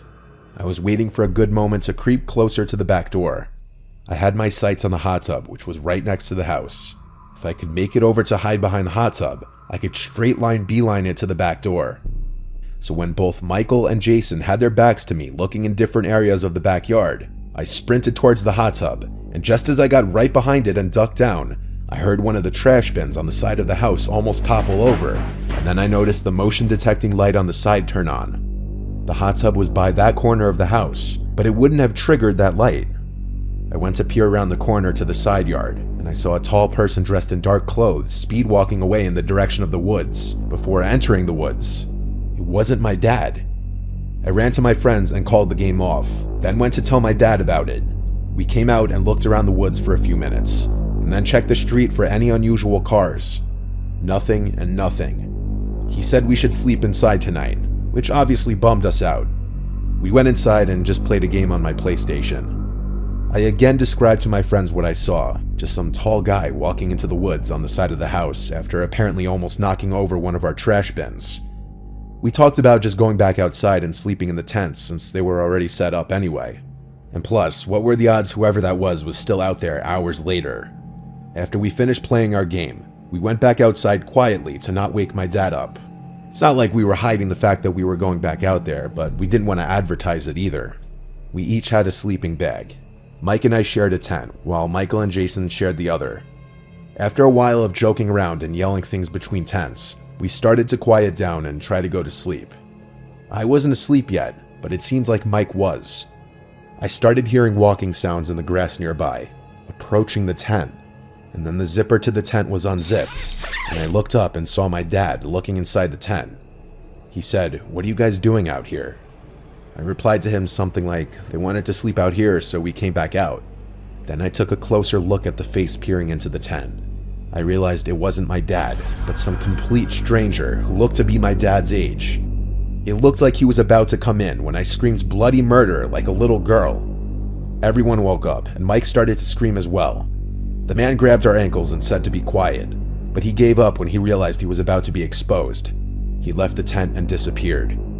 I told my friends to run inside the house, and as we were running to the house, my dad was already coming out the back door in response to our screams. I told him I don't know which way he went, but that the man from before was back. My dad ran around the yard screaming and taunting the creep to come back if he has any balls. We heard it from inside the living room. My mom called the police, of course, and all that really happened when the police officer showed up was he took my recount of what happened, and I'm sure he made a police report, then left. It was good to have a police report at least, so that the cops would be aware of a creep going around. I'm not sure if that man ever came back to our property or not, or if he ever got in trouble for something similar. Either way, it was pretty traumatizing, and it could have gone much worse.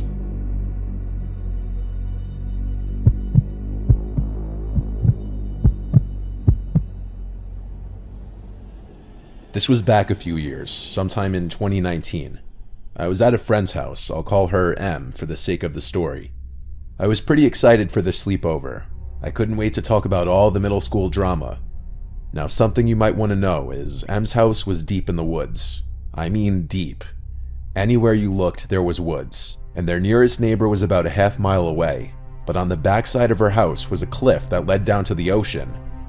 The night at M's house started off pretty good. Our friend Sam was there too. We played Truth or Dare, Hide and Seek, and other teenage games. It was getting pretty late, but we decided to go on a walk down the gravel road that led to the other houses along the way. We asked her mom, and she said yes, so we started walking. After another 10 to 15 minutes, we saw a man who was walking on the other side of the street towards us. At first, we weren't thinking much. Maybe this dude was just taking an evening walk as well. But something that didn't seem right was that this man was wearing pretty thick clothing. I'm talking, it almost looked like snow gear, and not to mention it was pretty warm out. At that moment, it was like 60 degrees outside. We all looked at each other as we passed the guy, and that's when it hit us. The stench, the disgusting smell coming off that guy. It was absolutely horrible. Words could not describe how disgusting that smell was. It was so bad that after we finally got a few feet away, my friend took a deep breath, almost like she had been holding it. One of my friends ran into the woods and almost threw up. At this point, we felt it was best to head back. Our friend who almost threw up was begging to go back anyway. We all agreed that it would be the best idea to head back. On our way back, we passed him again. This time we held our breath before we passed him. But when we looked back, we realized he was no longer walking in the opposite direction, but instead he was following us. This was really annoying. That disgusting smelling man was now bringing his stench even closer. We had no choice but to speed up our pace. We started speed walking. We still had about a mile to make it back to M's house. As we began to speed up, so did the random disgusting smelling dude. We all looked at each other, scared and annoyed. We picked up our pace even more, almost to the point where we were jogging. But of course, the man sped up even more. Now at this point, we were running, and my friend Sam looked back, and then we heard it. Sam let out a blood-curdling scream as she looked back, which caused Em and I to look back as well. And what we saw, still to this day, absolutely horrifies me. This man was full-on sprinting at us. He had what looked like a knife or something sharp in his grasp. Em, Sam, and I started screaming as we were sprinting down the road. Our screams caused him to stop chasing us, and he eventually just stopped. But he didn't move. He just stood still, watching as we left. We didn't stay around to see what his intentions were. We just ran straight back to Em's house. Once we got back, we slammed the door and decided on not telling her parents, as they were already asleep. We all went to the living room to finish setting up our sleeping areas. A few hours passed. It was about 2 a.m. at this point. We were watching something. I can't remember what, but I know it was some horror movie. Now, I mentioned her house was on a cliff for a reason. Because of this, her house has a lot of windows on the backside overlooking the view. I was sitting on one of the couches that was set up right at the window. It was pitch black outside. All you could hear was the waves and occasional wind. All of a sudden, I heard footsteps outside. They sounded like they were right by the window. I told my friends, and Em said it was probably the deer that always comes by. For 2 years now, Em had been feeding this deer, who always came up to this very window. I got pretty excited, as this meant this deer would come right up to my hand. I decided to look out the window, and I didn't see anything. It was too dark. I said that we should go outside to pet the deer, but Em and Sam said no. They reminded me about what happened earlier, and I agreed. So we went back to watching the movie. Another hour passed, and we were all feeling tired. We turned off the TV and headed under our blankets. It was about 45 minutes later Em and Sam were fast asleep, but I felt like I couldn't rest. Something was up. I had this gut feeling that told me not to go to sleep, so I decided to look outside. The moon was just bright enough that you could see the ocean, so I spent a few minutes just staring outside. As I was staring outside, my eye caught something moving in the woods over to the left. I turned my head that way, but I saw nothing. I knew I saw something moving, so I grabbed a flashlight that was on the bookshelf and I pointed it in the direction of where I saw the movement. Now, this was probably the worst idea I could have ever had, because when I did so, I saw that man again, but this time he didn't have any snow gear on. Instead, he was completely shirtless, and I wasn't about to find out what else he didn't have on, so I tried to wake up Em and Sam and tell them what I saw. Sam woke up, but Em was a deep sleeper. I told Sam to look outside, but when we looked, he was gone. Sam looked at me with a pretty angry expression, like I was just messing with her. I told her I wasn't, but she didn't believe me. She went back to bed, and I was left laying there. It was now about 4:30 in the morning. It was still dark outside. I didn't sleep at all. I felt myself drifting off to sleep when I heard a knock on the door. I almost jumped off the couch when I heard it. I knew I shouldn't open it, but my curiosity got the best of me. I walked over to the door and looked out of the peephole, and again I saw nothing. My head had to be playing with me. I again went back to the couch and threw my blanket over my head. I eventually fell asleep, but woke up at around 5 a.m. in a cold sweat. Something wasn't right again. My body wouldn't stop shaking. And then it hit me. That familiar stench. That disgusting smell. I almost threw up right there. But as fast as I sat up, I heard footsteps coming towards me and I screamed. I flicked on the flashlight, and as I did, I saw him, the man from earlier, standing in the corner of the room. My scream woke up Em and Sam, and they screamed too. And as we did this, the man bolted out of the house. Em's mom and dad came running down the stairs, and after a few minutes, we told them everything that happened. Em's mom called the cops, while Em's dad walked down the road with a shotgun, seeing if he could find the man. After that, once the police arrived and got all of our stories, I went home. My parents didn't tell me much when I got home. They hugged me for what felt like hours. And from that moment, I wasn't allowed at sleepovers anymore. Only now, years later, did I finally realize just how bad everything was. The police eventually found the guy, and inside that old shed we were daring each other to go into were 5 dead bodies. And that stench that was on that man's body was the smell of decaying flesh. And if things didn't go the way they went, in the end, my friends and I would have ended up in that shed.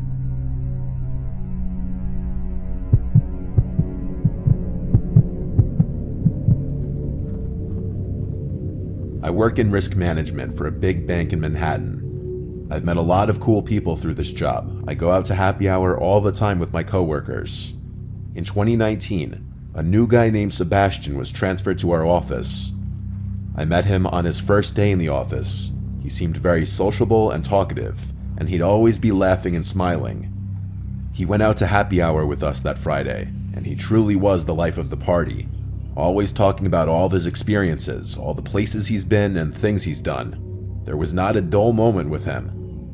Eventually, Sebastian and I became friendly, and we went out together once in a while on weekends. I came to realize the more I got to know him that a lot of what he said may have been fabrications. His stories about all these beautiful women he allegedly got with, all these stories of hanging with celebrities. I started to just take everything that he said with a grain of salt, but I kept hanging with him because he was just easy to hang out with and kind of funny. Sebastian one day invited me to go with him and his sister to their condo in St. Pete Beach, Florida. His mom is very wealthy, owning a place in Beverly Hills, Colorado, and St. Pete. She wouldn't be at the condo this particular weekend, so Sebastian said it would be fun. I invited my little brother to come along too. We all took the same flight. I met Sebastian's sister at the airport. She seemed pretty interesting. Hard to explain, but she was a bit quirky. The condo was actually decently nice. It had 3 bedrooms. I'd never been in a condo with 3 bedrooms before. Sebastian and his sister took a room each, so my brother Tyler and I shared a room. I told him if we meet any girls, he's sleeping on the couch though. Since we landed late, it was past beach hour. We went out to some beach bars which were pretty cool. It was a bit of an older crowd. Sebastian was getting really drunk really fast though for some reason. It was a chill vibe. I wasn't sure why he was downing shots. I had to tell him to slow down when he started getting aggressive with people. This was the first time I'd seen him like this. He was also going up to every last girl he saw and drunkenly hitting on them. And 9 times out of 10, the girls seemed uncomfortable. Tyler and I laughed until it wasn't funny anymore, and it was more so embarrassing being seen with him. At one point, a bigger guy got in his face for talking to his girl, and I had to pull Sebastian away and apologize to the guy to de-escalate things. As we walked away, Sebastian pushed me and called me a piece of shit for not having his back. Tyler and I told him to just calm down. Even his sister was telling him to relax. Sebastian stormed off, I'm assuming back to the condo. His sister didn't say anything and just followed. This was an extremely bizarre start to the weekend. Tyler and I stayed and finished our drinks. These girls even came up to us and asked how we knew him, making a joke of it. We actually got their numbers. They were visiting too. They said they're going downtown later if we wanted to meet up, and we said we were down. So after that, I texted Sebastian asking where they went, and he texted back immediately that they went back to the condo. Tyler and I walked back to the condo and let ourselves in. We expected Sebastian to be angry, but instead, the second we walked in, he jumped off the couch all excited like, with a big smile on his face, saying, "Are we going out tonight or what?" He was still definitely really drunk. I told him, yeah, we should chill out here for a bit first though. Then I told him about the girls' numbers we got. Sebastian asked how many girls, and I said 2. His smile disappeared. Then Tyler, for some reason, told him that the girls came up to us after he left, asking how we knew you. I think he was saying it as a joke, kind of trying to playfully rip on him a bit, which was a mistake. Sebastian stormed away into his room and literally slammed the door shut. I was realizing he must be extremely bipolar or something. I was getting off vibes now, from both of them. I whispered to his sister, "Is he always like this?" And she replied, "Like what?" in a very standoffish way. "Never mind," I said. This was extremely uncomfortable. I was hoping maybe Sebastian would sober up and tomorrow would be better. Tyler and I chilled in our room for a little while. Sebastian never came out. I went over and knocked on the door and asked if he wanted to come out with us. He didn't answer. So we eventually Ubered without them to meet those 2 girls at some big clubby bar. As I was getting drunker, Sebastian started blowing up my phone with things like, "Where are you? How could you just leave me here? Your stuff is going in the street. Don't come back. I don't know why I invited you here." I showed Tyler and the girls, and everyone was concerned. Something was wrong with Sebastian, and he was showing it now. As much fun as we were having with the girls, we had to Uber back to the condo before Sebastian really did something stupid. When we got back, Sebastian was just sitting on the couch alone, looking at the wall. I asked if he was okay. He looked at me, then looked away and said, "Yeah, hope you had fun." Then he got up and went to his room and shut the door. Whatever. We went to bed. Tyler and I just stayed up talking to each other for like half an hour, about Sebastian and about life in general. Then suddenly, we heard footsteps on the wood floor outside. We stopped talking. The footsteps came over to the door, then stopped. We both heard it. I spoke up to Tyler on the top bunk, whispering that Sebastian is right outside the door. He whispered back, "I know." He must have had his ear up to the door or something, listening to us. We didn't say a word. A literal 5 minutes go by before we heard his footsteps walk away from the door. Then we heard him talking outside. He was laughing and saying stuff, but we didn't hear his sister saying anything. I wanted to see who he was talking to, so I crept over to the door and opened it. I looked into the living room, which was dark, but I saw Sebastian in the corner leaning on the wall with one hand and his head down. He was laughing and talking to himself. I heard him say, "Joe is always such a stupid bitch," and then he laughed again. "My name is Joe." I closed the door quietly and went back to the bottom bunk. I whispered to Tyler what I just saw, and his response was simply, "What the fuck?" I told him we should leave tomorrow morning and get a hotel, and he agreed. We tried to go to sleep, but the talking and laughing outside went on for another 10 to 15 minutes. When it finally stopped, we heard the footsteps come outside the door again, stop for a minute, then go to his room, and then we heard his door shut. Finally, we felt comfortable going to sleep. By now, I was shot. I fell asleep pretty quickly. But I woke up probably only 20 minutes later. I sat up, knowing something woke me up. I looked at the door, and in front of it was Sebastian standing there. I jumped and said, "Yo, what are you doing?" He then lunged at the bed, screaming, trying to apparently strangle me, yelling, "You're a piece of shit."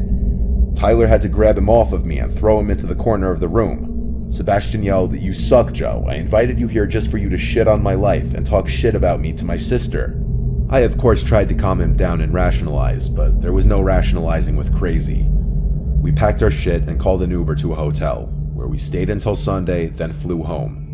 I saw Sebastian in the office the following few weeks, but he always avoided talking to me or looking at me, and he eventually transferred to a different office, probably because of me.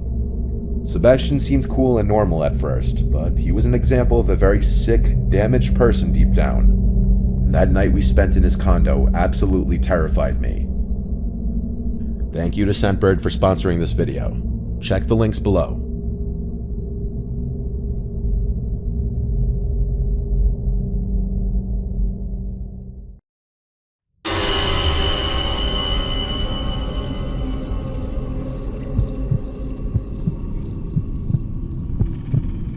This happened a few months ago. I've been driving for Lyft for a few years now, and I usually stick to late night shifts. The roads are quieter and the tips are better, but there is a trade-off. Every once in a while, you get a story that sticks with you, and not in a good way. I'd always thought of myself as careful.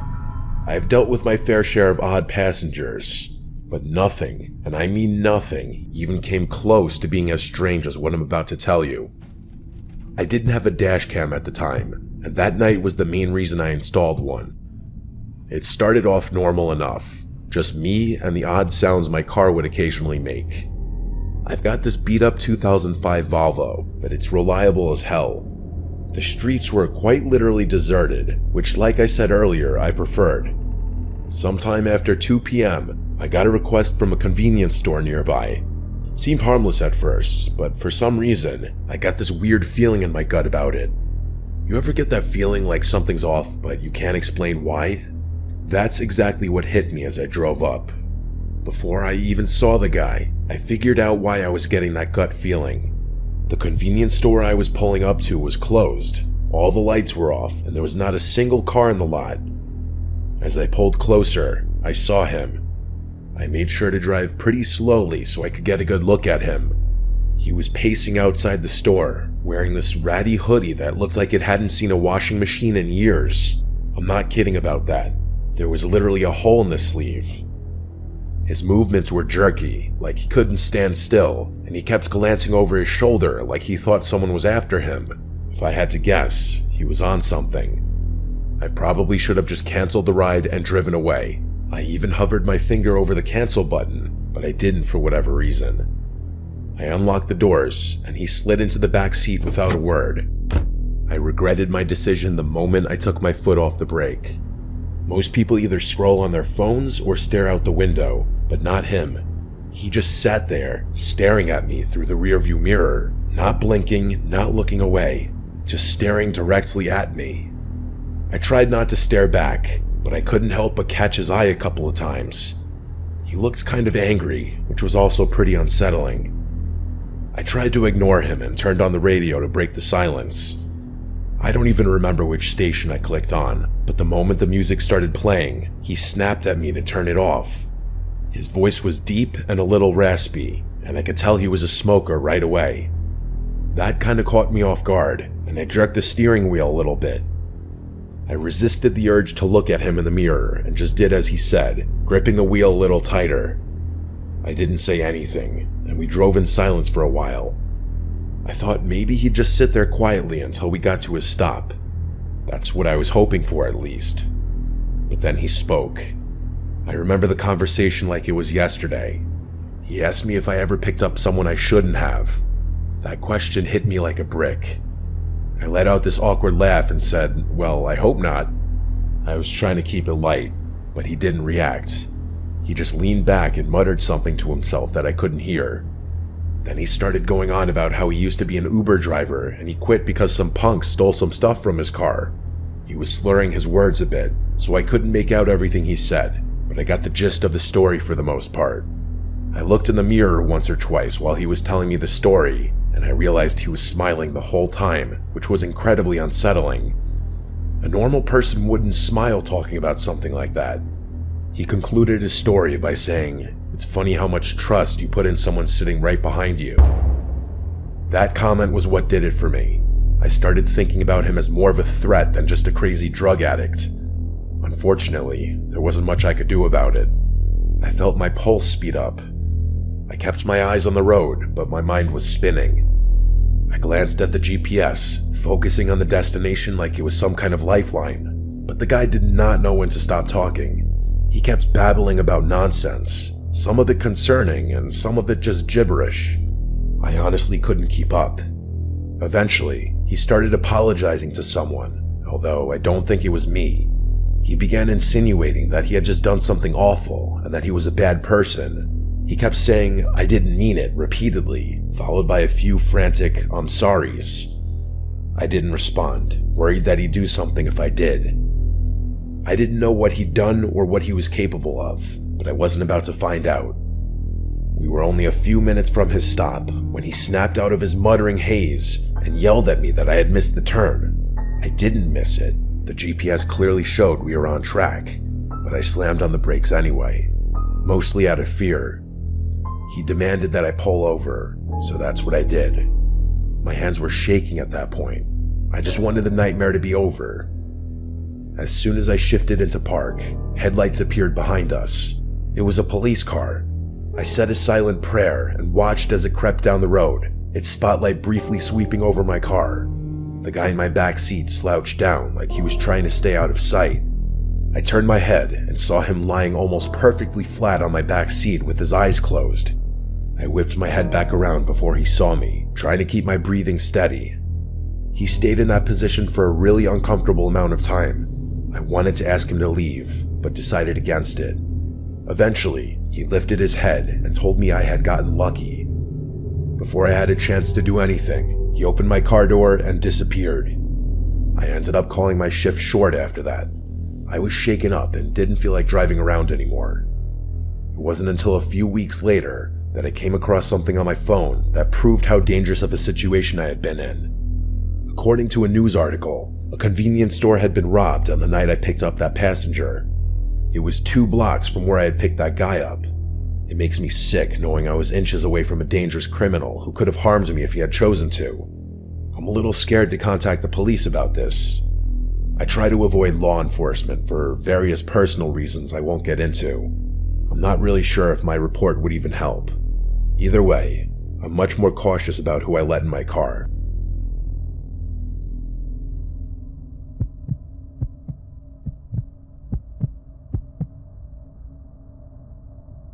I used to live in the city. The urban lifestyle is honestly what I always envisioned for myself. I'm not going to get into it, but after an extremely traumatic experience, I couldn't bear even the smallest noises. I began to hate noise in general. My psychiatrist told me I had developed a rare case of phonophobia, so that pins and needles feeling you get when your foot falls asleep. It's kind of like that, but in my chest, always there, like my body was bracing for something that wasn't coming. Every car horn or slamming door felt like a jolt straight to my nerves. I couldn't keep living like that. About 3 years ago, I found a cabin buried deep in the Pacific Northwest. I don't want to say exactly where it was for reasons you'll soon understand, but all I'll say is that it was somewhere in Oregon. It seemed perfect. Very few neighbors, no traffic, barely any cell service. What really sold me on it, though, was the lack of noise. It was just me and the peace and quiet.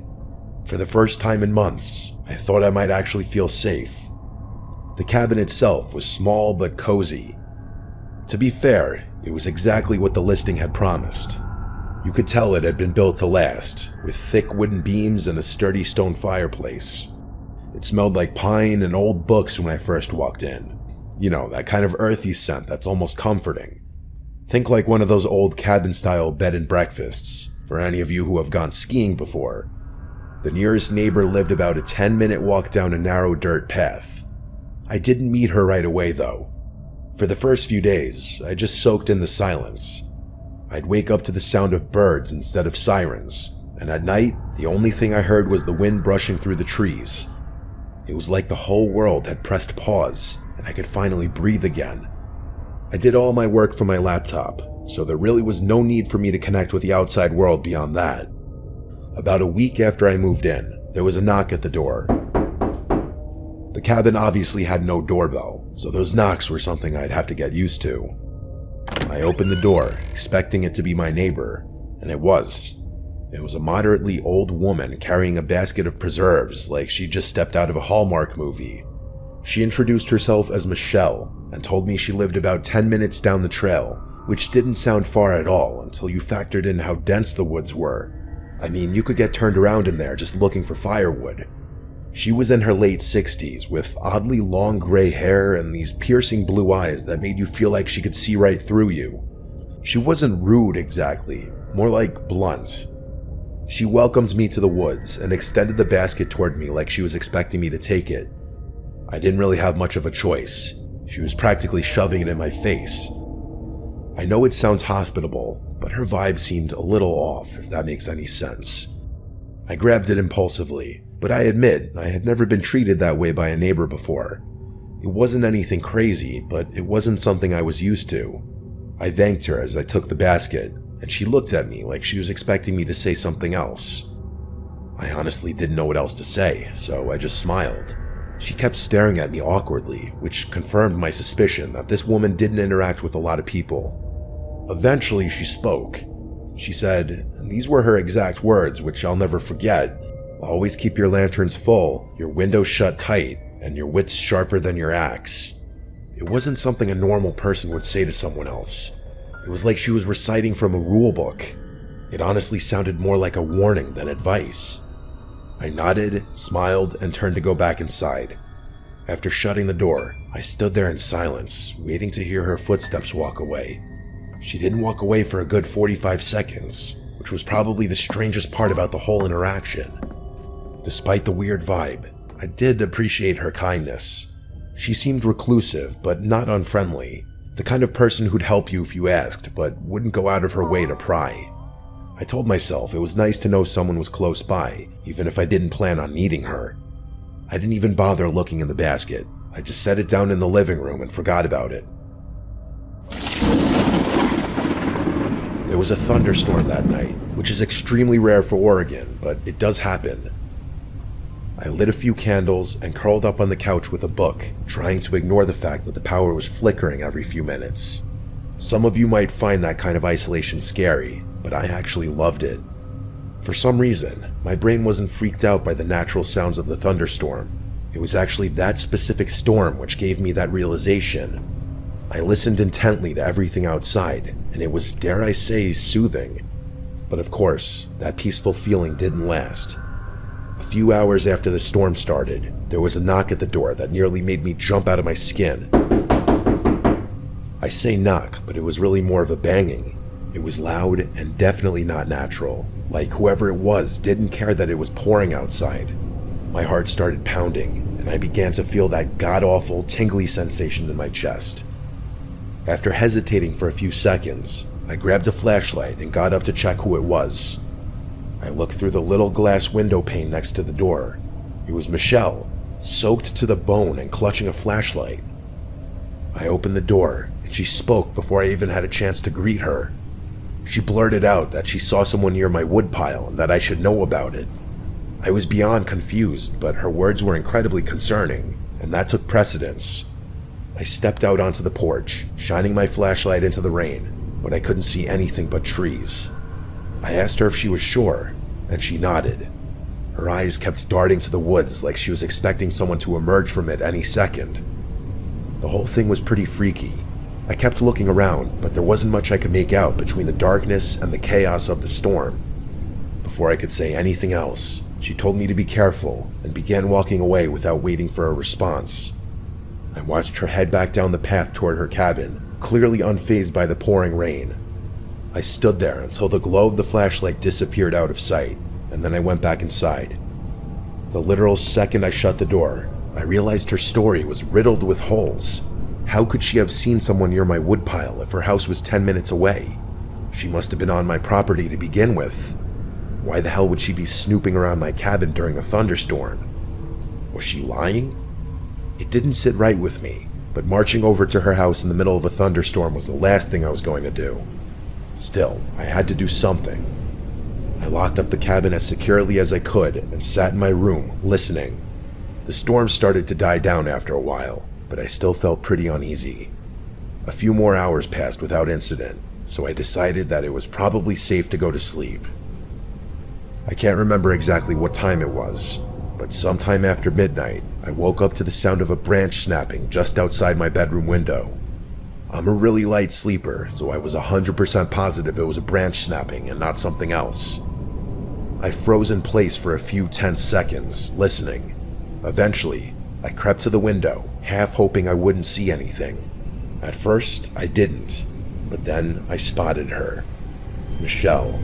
She was standing at the edge of the woods, her body angled away from my house. I could tell it was her because her hair was so long and disheveled. I strained to make out more, but being as there was only moonlight to help me see, it was no use. I saw her beginning to turn around, so I ducked beneath the window before she could catch me looking at her. I stayed crouched there for what felt like forever. When I finally mustered the courage to peek again, she was gone. I genuinely didn't know what to do. I hadn't exactly pegged her as dangerous, just weird. But at that point, I was having second thoughts. It didn't make sense. Why would she try and warn me earlier if she was the one poking around? I didn't sleep for hours. I was pretty dead set on just staying up until sunrise. A few hours passed, and I was starting to get tired. As I finally began letting my guard down, there was a knock at the door. It wasn't like the banging from earlier. It was actually kind of quiet. Still, I wasn't going to get up under any circumstances. The pins and needles started up again as I quietly made my way over to the door. I took an inconspicuous glance through the pane and froze in horror. It wasn't Michelle. It was a burly-looking bald guy with a thick beard. I had to fight every bone in my body not to yell out in fear. The situation instantly went from a 6 to a 10. As quietly as I could, I retreated to my bathroom, locked the door, and called the police. As I was on the phone with them, I started to hear banging on the front door, like someone was repeatedly smashing it with a heavy object. The operator told me help was on the way and instructed me not to hang up.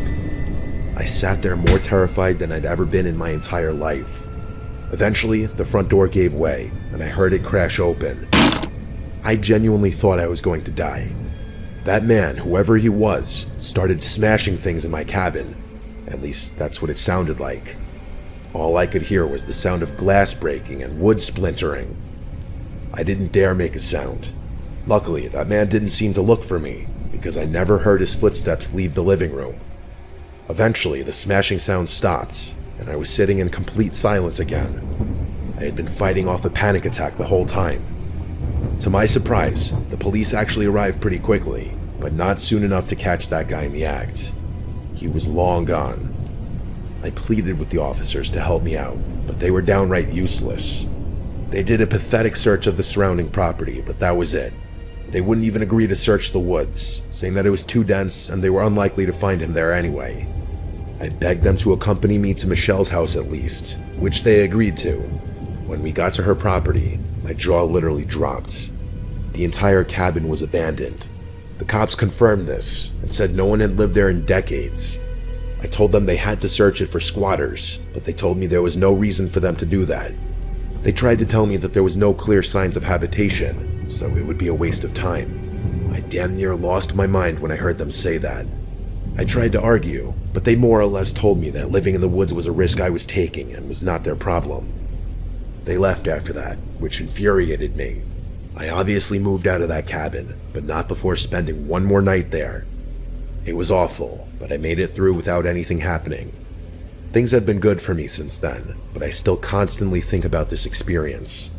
Some of my superstitious friends have theorized that Michelle was actually a spirit that was trying to protect me, and that she was really just trying to watch over my property for whatever reason. I don't believe in the paranormal, so I think it's much more likely that two people, her and that man, had been squatting in that abandoned cabin. I just still don't understand why they decided to target me, or why Michelle would bother to warn me if she were planning on breaking into my house. I don't think I'll ever know.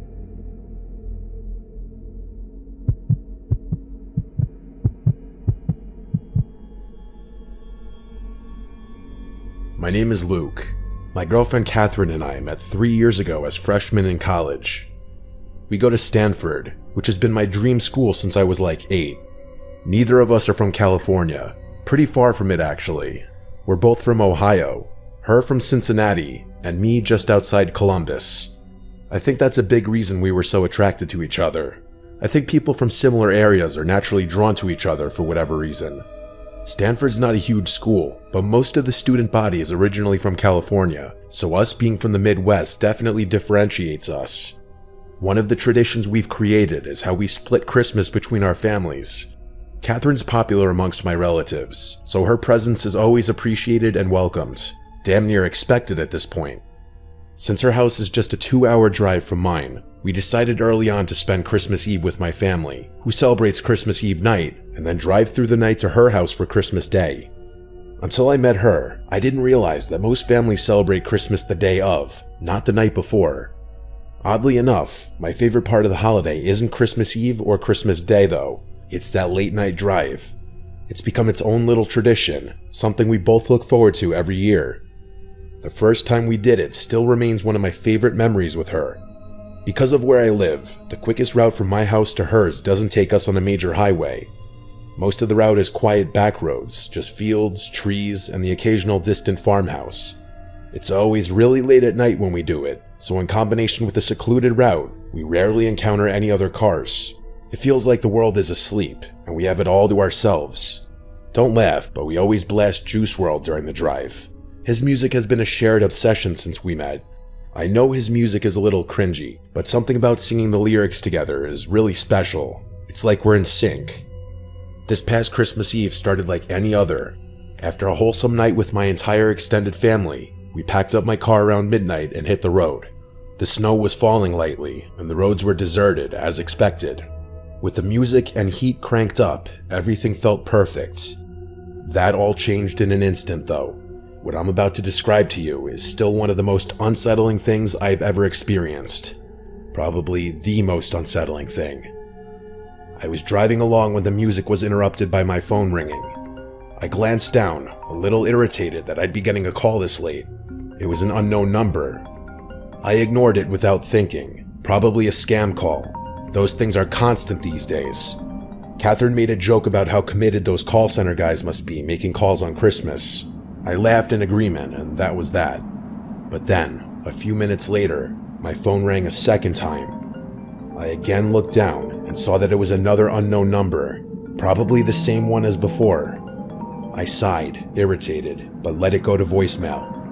Catherine glanced at me and raised her eyebrow, but didn't say anything. I tilted my phone towards her to show her that it was an unknown number, and she said, "That's so weird," with a confused look. I didn't respond. Instead, just shrugged my shoulders. The music eventually resumed, and I tried to take my mind off the phone calls. But of course, not 2 minutes later, my phone rang again. I was pissed at that point, cursing under my breath as I fumbled wildly for my phone. I snatched it from the console and swiped aggressively across the screen, ready to tell whoever it was to screw off for spamming my phone. I could tell I startled Catherine, as her body tensed up with my sudden movements. In hindsight, I probably overreacted, but I was sick of being harassed. I basically barked hello into the phone with as sharp a tone as I could muster. I expected the scam script to begin, but I was instead met with silence. I turned up the volume in my car and immediately picked up on a faint static coming from the other side of the line. I was about to hang up when a man's voice spoke. The voice didn't belong to anyone I knew. "Hello, Luke." I was so caught off guard I nearly swerved off the road. I couldn't speak. I felt my whole body starting to itch, which always happens to me when I'm nervous. Before I could respond, the man continued. He started reciting personal information, my full name, my address, details about my life that no stranger should know, details that no stranger could know. My mind was racing, trying to make sense of it. I wanted to pull over on the side of the road, but I kept driving like I was in some kind of trance. I considered shouting at him, but decided that anger wasn't the best resource in a situation like this. After he paused for a few tense moments, I finally spoke. I asked him what he wanted in a steady voice, trying to hide the fear I was feeling. The voice paused before delivering the words that made my blood run cold. He said that he wasn't here for me, that he was here for Catherine. Hearing my girlfriend's name was about 100 times more terrifying than hearing my own, and the horrified expression on her face told me that she was just as shocked as I was. I blurted out that I didn't know a Catherine, that he must have the wrong number. The man chuckled before saying, "She's sitting right next to you." That was too much for me. I pulled over on the side of the road. I had no choice. My hands were literally shaking in fear. I was about to say something when Catherine reached into my lap in one fluid movement and hung up the phone. Just like that, I literally screamed in her face, demanding to know why she hung up on a stranger that was making personal threats towards us. She didn't answer, just looked at me with wide, fearful eyes. I desperately tried to call the number back, once, twice, 3 times, but it never went through. Catherine told me to keep driving, which I ultimately did, but not before questioning her. She told me she was scared and that I couldn't blame her for hanging up, which I guess was fair. I drove off in silence, but I still couldn't understand why she'd hang up the phone. I don't know whether I was more furious or afraid. Part of me was expecting that number to call back, but after about 10 minutes, I felt like it was increasingly unlikely. At one point, I looked over at Catherine and saw tears in her eyes. She told me she didn't feel safe, which I empathized with. Something in the pit of my stomach gnawed at me, though. Catherine and I had been through enough in our relationship to know that trust didn't always come easily. There had been little things, white lies, half-truths, moments where I caught her being less than honest. I knew I was being paranoid, though. How could she possibly have done anything to do with this? The rest of the drive was silent. I didn't play the music again, and neither of us spoke. My mind was still spinning with a million unanswered questions. Who the hell was that guy? How did he know so much about me? Only my family knew where we were driving that night, and they'd never pull a stunt like this. I was 100% sure of it. I couldn't think of another explanation, though. Even when we finally pulled into Catherine's driveway, I didn't feel much better. It's been almost a month since this happened, and I have yet to get my answers. Neither of our family members were responsible. We asked all of them. Catherine swears she's just as clueless as I am, which leads me to believe the person on the other end of the phone call had sinister intentions. You might think I'm overreacting to a harmless prank, but I'm telling you, other than our family members, there are no people on earth who knew Catherine and I would be driving that night. I've been really tense ever since. I can't help but brace myself every time my phone rings. I know he's going to call me again eventually. It's just a matter of time.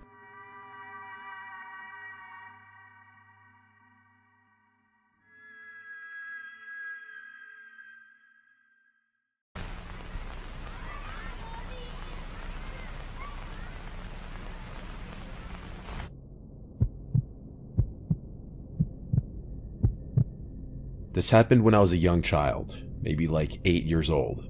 My parents had me late. My 2 older siblings are both at least 10 years older than me. I was woken up in the middle of the night to a commotion from downstairs one night. It was my parents. I cracked my door open and heard my parents freaking out about something. I wasn't sure what it was. I went to the stairway and stood at the top, calling down, "Mom, Dad?" My mom came to the bottom of the stairs and said to me, "Go back to bed." I listened without asking any questions. I could tell they were stressed about something, though. I was trying to go back to sleep when I heard the front door downstairs slam shut, and then it was dead silence. I presumed they left the house, but I wasn't sure why. Either way, I listened to my mom and went back to sleep. I woke up again to sounds downstairs once more. It was the sound of the front door closing, and then footsteps, but no talking. Naturally, I assumed they were back home and just being quiet so that they wouldn't wake me up. I heard occasional steps and thuds from downstairs. I heard drawers and cabinets being opened and closed, and I thought for sure I heard the fridge opening too. I thought it was my older brother Chris, who's 10 years older than me, and at the time he was already driving, so he was going out and coming home late. So him getting home at like 2 a.m. and rummaging the fridge wasn't abnormal at all. These are all things I was telling myself, logical explanations as to what I was hearing. Eventually, I heard footsteps coming up the stairs, getting louder and closer until they reached the top, and then made their way first thing to my door. My door quietly and slowly opened. I didn't sit up or move. I just had my eyes open facing the door as I was still laying down. There weren't any lights on outside of my room. Whoever was walking around was doing so in the dark, so all I saw was this black mass at my doorway, resembling the shape of someone's head. I said every name starting from Chris to Mom to Dad. Then I just said, "Who's there?" They didn't reply. They just closed the door, and I was left there confused but mildly creeped out. I heard footsteps going downstairs. I was convinced it was my dad now, just coming to check on me after getting home, though I wasn't sure why he was ignoring me. I didn't hear anything from downstairs for a while now. I allowed curiosity to get the better of me, and I went downstairs in the dark. I kept all the lights off as I was approaching the kitchen, and I froze at the doorway, noticing a tall figure standing right in the middle of the kitchen. I said, "Dad?" assuming it was him just based off the size of this person. A deep voice said, "Go back upstairs." I ran back up the stairs to my room and closed the door and jumped under the covers. All I was thinking was, why did my dad's voice sound like that? The reality of a stranger being in the house didn't dawn on my innocent little mind. Not until a little later, when I heard the front door opening and a commotion from downstairs again. The voices of my parents. I went to the top of the stairway again, and they were shocked to see I was still awake. I asked what happened. They told me that Chris had a little accident, but that he was going to be fine. I found out months later that he had gotten into a car accident driving in a condition that he shouldn't have been driving in. My parents got a call from the hospital, and so they rushed to see him first thing, leaving me to sleep. I asked my dad if he had come in my room before, and that was when I learned that they had been gone for hours. My mom started freaking out, yelling at my dad because he had neglected to lock the door when they rushed out of the house. Me telling my parents about the person at my bedroom door and in the kitchen caused my dad to search the house with his gun and my mom to call the police. The last thing I really remember was being asked by a police officer to give my story. My parents tell me that they felt like morons having to explain to the cops that they left me alone and left the door unlocked. I don't think anything of value was stolen, even though whoever broke into the house clearly didn't have intentions of harming me. Having a complete stranger in your house is already a terrifying ordeal. Now imagine going through that at 8 years old.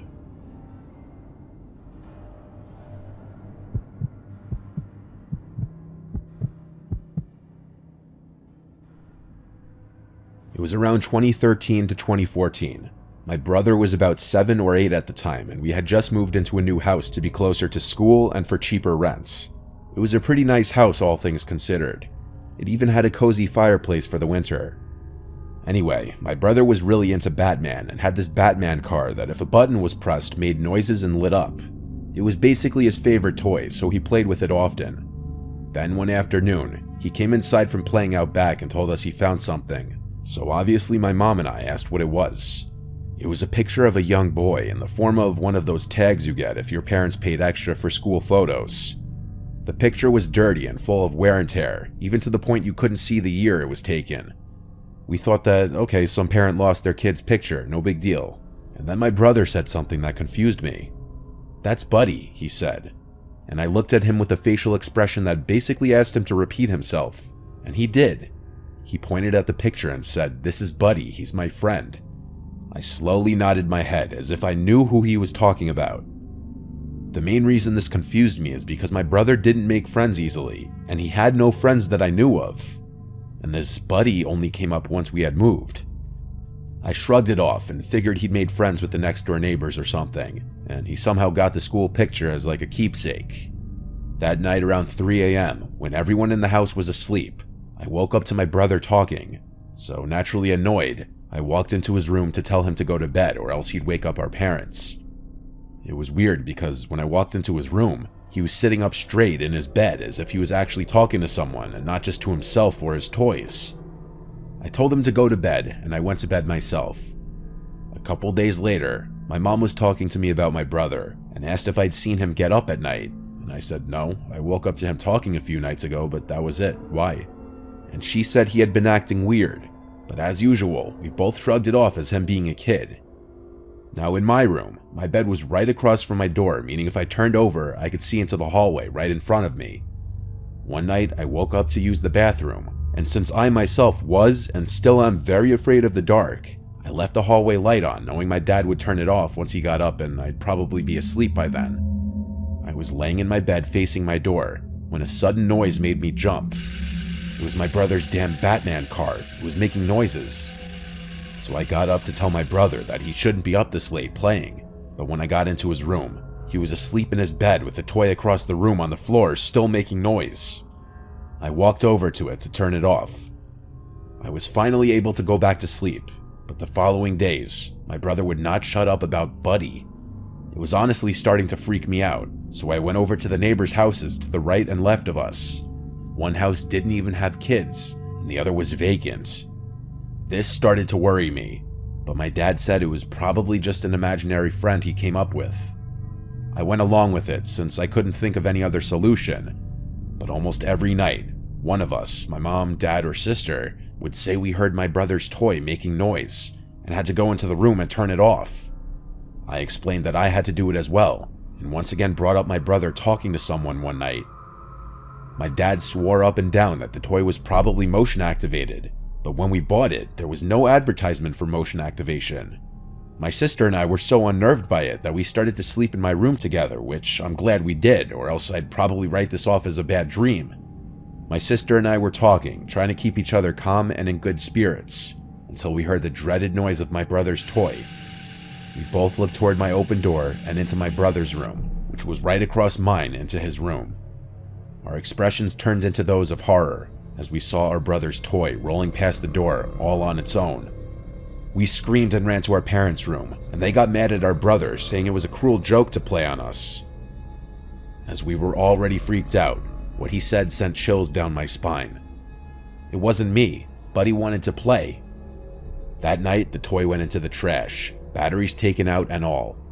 My sister and I were relieved until the next day, my brother had the toy again, and my parents accused him of getting it out of the trash, to which he responded, "Buddy got it for me." The toy was broken into small pieces and thrown away for the final time. My brother was obviously upset, but our parents got him a new Batman figurine and everything was fine. It wasn't until about a week later, when we all felt that everything was okay now and that Buddy was gone. My mom was cooking chicken breasts on the countertop George Foreman grill, and she had come into the living room to ask us something.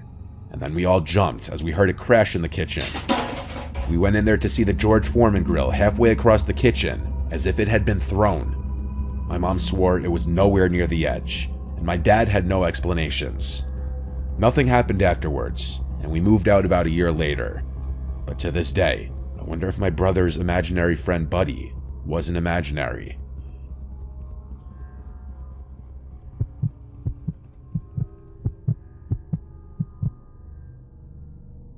When I was just 10, we moved to a new house in a different town. I was entering a new elementary school as a 5th grader, which is always tough. Starting out, it was a bit awkward, as all the kids already knew each other, as I was just some random kid entering the scene. In my elementary school, you were made to sit with the kids from your class during lunch, and I remember it being really awkward the first few days at school. Kids are extremely judgmental around that age, and I was judged as the new kid, so it made making new friends more difficult. But those initial days of being the new kid on the block, I actually met a few of the kids on the block. One of the kids was Dan, who went to a private school, so we went to different schools. We met while I was biking down the street, and he asked if I had just moved into the house on the corner. We started hanging out from there. Then, a few days later, I met Alex. Alex actually rang the bell one day and asked my parents for me. I was confused when my parents called me to the door and introduced me to him. He said he lived down the block and wanted to know if I liked video games. Of course, I said yes, and he invited me over to his house to play Grand Theft Auto San Andreas. I didn't have that game, but I really wanted it, so I said yes. We walked to his house, which was literally the corner house at the opposite end of the block. Right away, I felt like the house looked less nice than every other house on the block. It was the same size as most, but it just looked run down and not taken care of. There was no grass, the front yard was just 2 big patches of dirt with a walkway cutting through them to the front door. We entered the house, and it was equally disheveled inside. It was like a house of hoarders. Boxes and junk everywhere in every room. He led us to the basement, which smelled like 15 cats lived down there. Weirdly enough, there didn't seem to be any pets. The basement was a pigsty. It may have been the messiest room in the house. We sat on this brown leather couch placed right in front of the TV. He had a GameCube and PS2. He booted up San Andreas and we played the 2-player mode, and it was actually fun, and in that moment, I thought I was gonna like Alex and would want to be friends with him. Eventually, I wanted to go home, and so I said I gotta go, and he seemed really disappointed, like he wanted to keep hanging out. We'd already been playing for like 2 hours though, so I just wanted to go home. He followed me halfway home until I said see you later, basically saying in a friendly way, alright, go away now. That was the first warning sign that Alex was a wacko, but I didn't find it concerning just yet. The next day, Alex rang the doorbell again and asked my parents if I could come play. This time we played GameCube in my room for about an hour. Not to sound mean or judgmental, but I was starting to not really like him just because I felt like he was weird and he made me uncomfortable with how physically close he got to me. The next day after school, he rang the bell again. I wasn't really in the mood and told my mom to tell him I don't feel good, so he left. I would rather hang out with Dan honestly because I just liked him more. That same day, I rode my bike up to Dan's house to see if he could hang out. He was down, so we started riding our bikes further up the block, and this was a mistake because as we passed Alex's house, he came outside onto his front stoop as if he were waiting by the window. It was weird. But it was also awkward because I just had my mom tell him that I was sick before. As we passed, I told Dan that I hung out with that kid and that I felt like he was slightly weird. Dan was shocked that I hung out with him, saying that whole family is crazy. I found out from Dan that Alex was actually a couple years older than me. He was 12. From this point, I decided to steer clear of him. The next weekend, Alex came to our door again asking for me. I told my mom before this already to tell him I'm not home if he came back, so she did that. But late that night, I woke up to my window completely open and a cool breeze blowing into the room. It was a chilly September night, so I most definitely left the window closed originally. Waking up to an unexpected breeze made me question who could have done that. Then I felt something poke my foot and I screamed. I looked at the foot of my bed and saw Alex. He told me to be quiet, it's just him. Before I could even ask what he was doing in my room, he explained that his parents were fighting and he wanted to sleep with me. He climbed through my window. I was in shock. I told him to get out. He pleaded with me to let him sleep in bed with me. Again, I told him to get out. Watching him turn and climb out of my window was a disturbing scene. I closed the window and locked it, and then went straight to my parents to wake them up and tell them. They couldn't believe it. The next day, my parents both went down the block to talk to Alex's parents, and when they came back, they said it didn't go well. Alex's crazy mom screamed and laughed in my parents' faces, taking no accountability for her son's actions. I'm sure my parents didn't want to get police involved because Alex was just a kid. But however many nights later, I woke up to knocks at my window. I had my blinds closed, but I knew for a fact it was Alex. I didn't answer. The knocks went on and on for like 5 minutes. I even heard an attempt at opening the window. I was actually scared. I remember my heart racing. Eventually, of course, the knocks stopped. I went to tell my parents, and they told me to just ignore it. I think they weren't as threatened because, like I said before, Alex was just a kid. It was probably a few days later when Dan and I, along with another kid I made friends with from school, were biking from my house down the block, and when we passed Alex's house, I saw him run to the window as we passed, and he just watched. I told my friends about what happened, and they found it hilarious and fucked up. My other friend made a comment about how he sounds like someone who would live in a gross house like that. That night, for the final time, I woke up to a sound in my room. It was the sound of my window being shattered. I screamed like a girl as I saw Alex climbing through the window, through the closed blinds. I ran to my parents' room and woke them up. By this point, Alex was already back outside. My dad went outside and chased him all the way back to his house, with Alex making it back inside his house before my dad could catch up to him. My dad pounded on the door until Alex's parents opened up, and my dad must have said something right, because he somehow managed to convince Alex's parents to pay for the window if he didn't involve the police. They ended up paying whatever it cost to fix the window, and I never heard from Alex again. though I did see him once or twice in front of his house the next couple of years while in the car passing his house. That family eventually ended up moving somewhere else, thankfully. I think there's a chance Alex was looking to do something crazy, like murder me or at the very least attack me, just because he saw me hanging with other kids when I didn't want to be his friend. I mean, what else would he do after shattering my window with something and climbing inside? I'm scared to wonder what kind of person Alex grew up to be.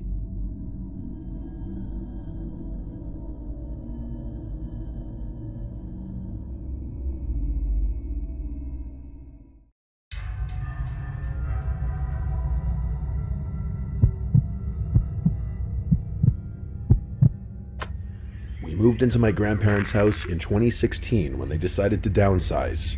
I was 9. They had built the place in the early 90s, and it sits on 5 acres out on the outskirts of a small southern town.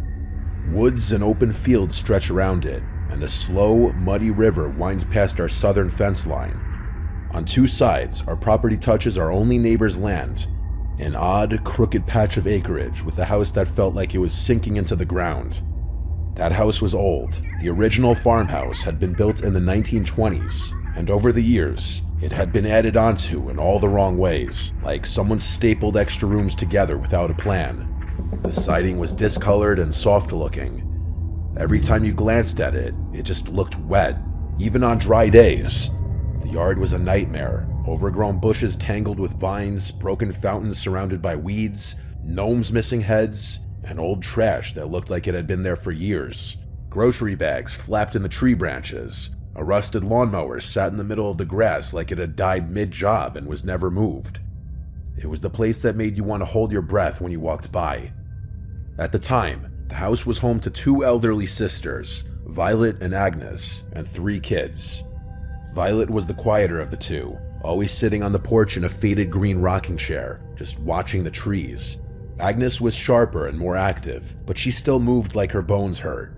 Both women were in their 70s at least. The kids were their grandchildren. The boy, Liam, was my age and in my grade at school. The other 2 were girls named Allison and Kelsey. They were the same age as my younger sister. Liam was weird. I didn't like him, and I didn't want to hang out with him. But we were in the same class, so we got lumped together a lot. He took that as permission to just show up at my house whenever he wanted. No knocking or texting. I'd be playing a game in my room and turn around and he'd just be there. One time, I looked out my window and saw him doing cannonballs in our pool. Another time, he walked straight into the kitchen, opened our fridge, and started eating a slice of leftover pizza with his hands like it was no big deal. When we hung out, he wasn't fun. He was obsessed with anime, like really obsessed, but I didn't watch any, so I had no idea what he was talking about. He'd say weird lines in Japanese and get mad when I didn't laugh. Sometimes he'd get this look in his eyes, like he was imagining something violent. One time he chased me with a pair of sharp garden shears, swinging them around and laughing like it was a game. Another time we were on an old wooden bridge that crosses the creek near the back of our properties, and I swear he tried to push me in. He claimed it was a joke, but the way he smiled after, I knew he meant it. The twins were different, quiet and almost invisible. Their clothes were always dirty, and they had speech impediments that made it hard to understand them. It was obvious nobody at home was helping them. Their voices were garbled, like they were still toddlers, even though they were 7. They flinched easily, and they always looked hungry. Their dad was in and out of jail, so he wasn't around. And that brings us to the mom, Teresa. The first time I saw her, she was trying to hook a hose up to the spigot at the edge of their property, right near our side yard. She was tall, way taller than anyone else in her family, and heavy set, with long, thick, curly black hair and glasses that looked like they belonged in the 80s. She was different, put together in a way that the rest of the family wasn't. Her clothes were clean. Her hair was always styled, too. She smiled at me like she'd been waiting for me to come over. She asked me if I could help her with the faucet, and said it was stuck. I walked over and turned it, and it moved easily. She gasped and clapped her hands, told me I was so strong and how lucky she was I came over. I felt proud. She made me feel like I was something special. Then she said, "Did you know you have a third eye?" I blinked. What? She smiled wider and said we all have one. Not a physical eye, but a spiritual one. She said it lets you see the truth, whatever that meant. Before I could ask anything, she started walking back toward her house and told me to come with her, so I did. The inside of their house hit me like a wave of rot. It smelled like spoiled food, mildew, and something worse I couldn't place. Trash was everywhere. Garbage bags torn open, rotting food on plates, stained furniture, even dirty diapers were stuffed behind the couch. I tried to leave, but Teresa grabbed my wrist and led me upstairs. Her room was nothing like the rest of the house. It was pristine, with pink wallpaper, clean carpet, shelves full of porcelain dolls, and very ornate old furniture. The air smelled like rosewater and old perfume. It was like I stepped into a different building. She gestured for me to sit on a little cushioned stool in the corner, and then walked over to her vanity and opened a drawer.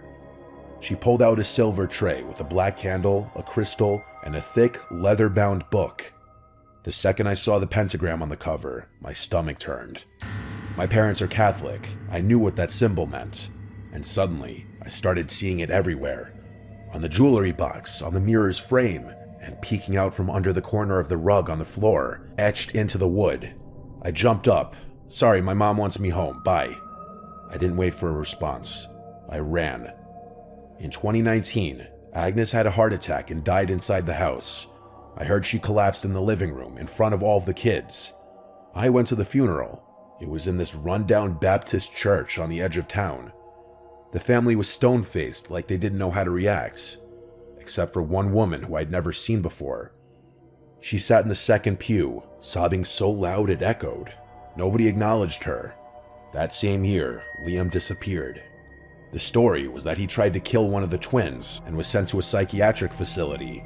I never got the full details, but my parents sat my sister and I down that night and said in no uncertain terms we were never to go near that family again. I remember their faces, grim and serious. That's when it all clicked.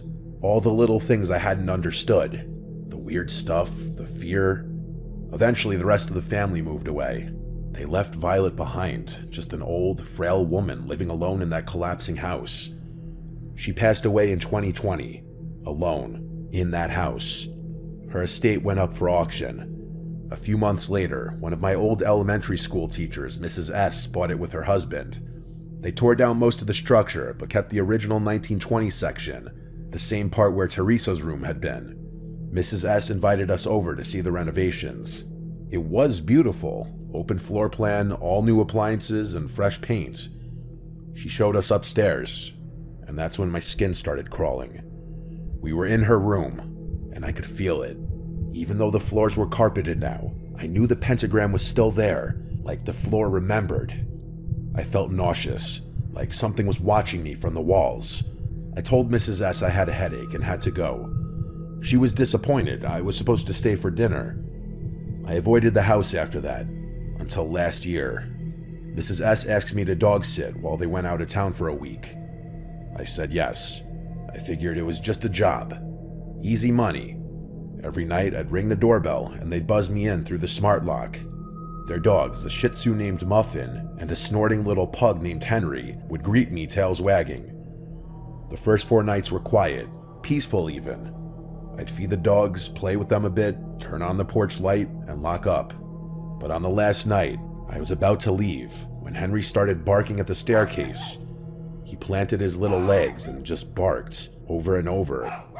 Muffin backed away, whimpering. There was nothing there. And then thump. It came from upstairs. Another thump, louder this time. I didn't stay to investigate. I ran to the front door, slammed it behind me, and locked it. The whole walk home, I couldn't shake the feeling something had followed me. Now it's 2025. We hadn't heard a word about the family in over 4 years. That is, until recently. A girl from school told me she saw Teresa at a farmer's market in a nearby town. Apparently, she started some kind of religious group. Calls herself a truth seer. They live in a mobile home community far out in the woods. Flyers have started popping up on bulletin boards and telephone poles. I don't trust it. I don't trust her. I think Teresa is truly evil. I mean, she neglected her kids.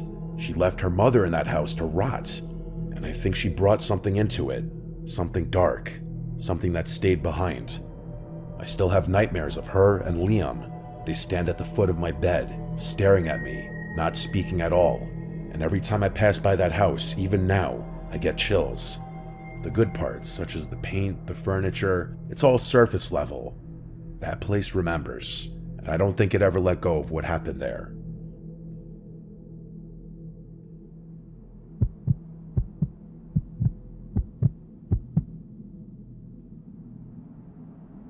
My name is Keegan. I reside in Michigan with my parents. High school was a decent timeline for me, as I had gotten to meet various new people during my time there. Obviously, I also had some people I tended to hang out with outside of school. The only time I really hung out with them was at places like my local community center, where we would work out and play basketball. Back in freshman year, it was getting close to the end of the year, and I was excited for summer break to be coming. I would be starting driver's training, and even start doing a side job to at least begin making money, so I didn't have the fastest start. I had this one friend named Clayton. I would usually hang out with him at least once a week.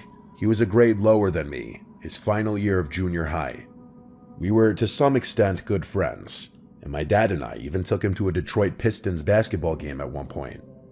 He was quite a big basketball fan, so he was more than eager to attend his first game. Despite all the fun activities in the past, it was until I started becoming more busy that he was somewhat beginning to change. He would usually get a bit sad or angry because I'm not free on a specific day. He was the kind of person to have some pretty intense anger issues when he got pissed off enough. I remember this one day when I told him I wasn't free again and that I would be home cleaning. It seemed as if he would find the right days where I'm not available to hang out.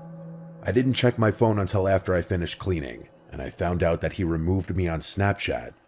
I messaged him on Messenger, asking why he got so mad and why he decided to remove me as a friend. He assumed I was lying to avoid hanging out with him.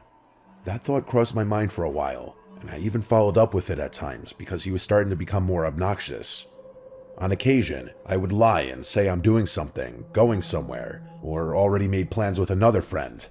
He felt so left out that one day, when the sun had set, he showed up to my apartment I was living in at the time unannounced. I asked him why he didn't text me ahead of time. Nothing. He just stared at me for a few seconds before walking away slowly. Why was he here at this hour? Why didn't he say anything? Why did he just give me this 1,000-yard stare as if I did something to offend him? I hadn't spoken to him the next day. That's also when I turned off my Snap Map on Snapchat to hide my location from him, after he apparently added me back. Some time had gone by, about a month, and he's still the same person, angry or sad when I can't pay him a visit. That's when I got a text from my friend, Nick, who I barely saw in person. He knows Clayton and his ex-girlfriend. Nick had told me some gruesome things about him and what he's done, but my heart dropped as I heard from him and Clayton's ex that he held a knife at his ex-girlfriend's throat and sexually assaulted her. I knew that he was a psycho right then and there. I removed him as a friend on all platforms without any hesitation. He texted me on Instagram before I removed him on there too. He blew up my phone with messages asking why I'm removing him. I just told him I needed some time to myself and I would add him back when I'm better, but I used that as an excuse to get away from him. That night, while I was home alone since my parents went to the next town over for dinner with some old friends of theirs, I heard a knock at my apartment door. I looked out of the peephole and no one was there. I opened the door a crack to survey the hallway, but no one. I figured it was someone ding-dong ditching. I figured they wouldn't come back. But when I randomly looked out my bedroom window, the light was burned out by the sidewalk. I noticed a small flash in the corner of my eye, and I thought it was from inside someone's car, but I felt my stomach drop when I saw a tall figure standing in front of my window. It was him. I opened my window and told him to go away and that I don't want him here. He told me to let him in so he could tell me something. I firmly said no and told him I want him gone, but when he began to move around a bit, I noticed something was in his hand. I couldn't exactly make out what he was holding until he held it up, and when I tell you I was frightened, I felt as if I was going to pass out. Because I shit you not, Clayton was holding a knife in his hand. I told him I was calling the police, but he had already taken off by the time the police had gotten there. I gave the best description of him that I could describe to the cops. I haven't heard a word about or from him since that horrific night. I honestly wouldn't be so surprised if you were trying to kill me while I was home alone. I believe he had murderous intentions. I assumed he probably ended up in juvie after what happened. Not only was I horrified from that experience, but it may have been one of the most traumatic moments of my life. Having your parents gone along with it makes it feel undeniably more unsettling. I'm glad I disconnected all contact from him when I did, because I think if I continued to remain friends with him, I probably could have ended up as one of his endless punching bags, or even worse, dead.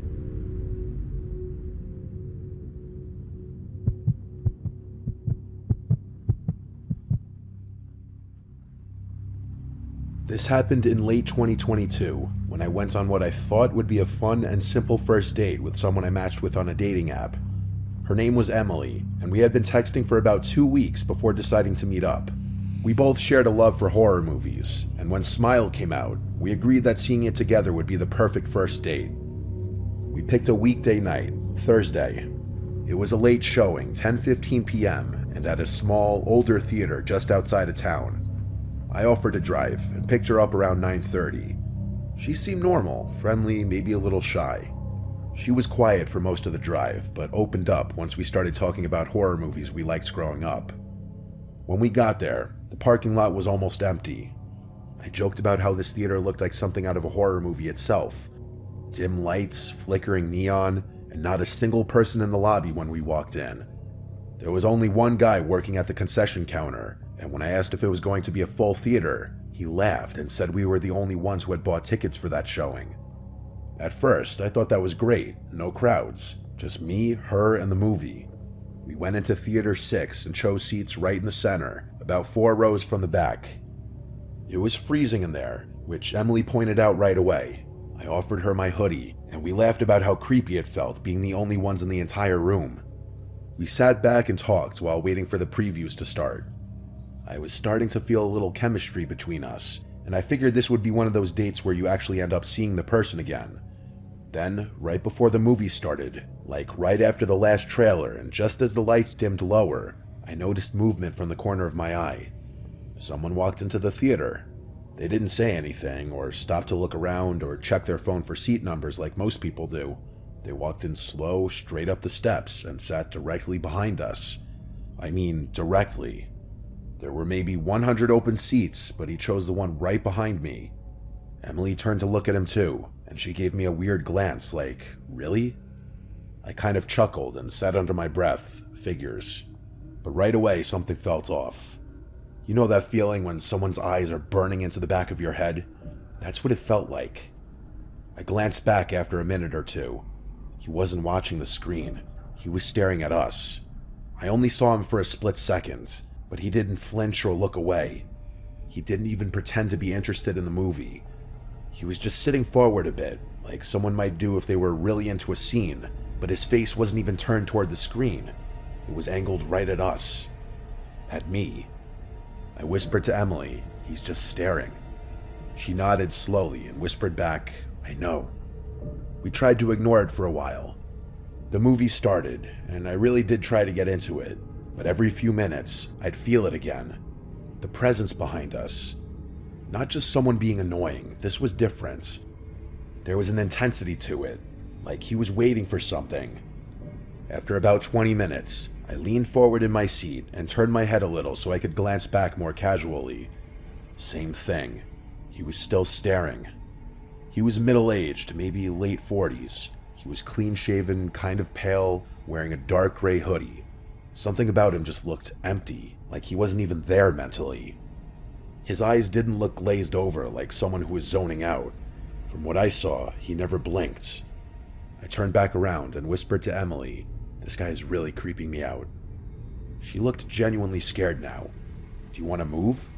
We considered it, but where would we go? It would still be in the same room, and we were already in the best seats. Moving might make it awkward or even provoke him. A few minutes later, I felt something. The guy breathed on me. Not loud or exaggerated. It was soft, but unmistakable. A deep, slow exhale right behind my seat.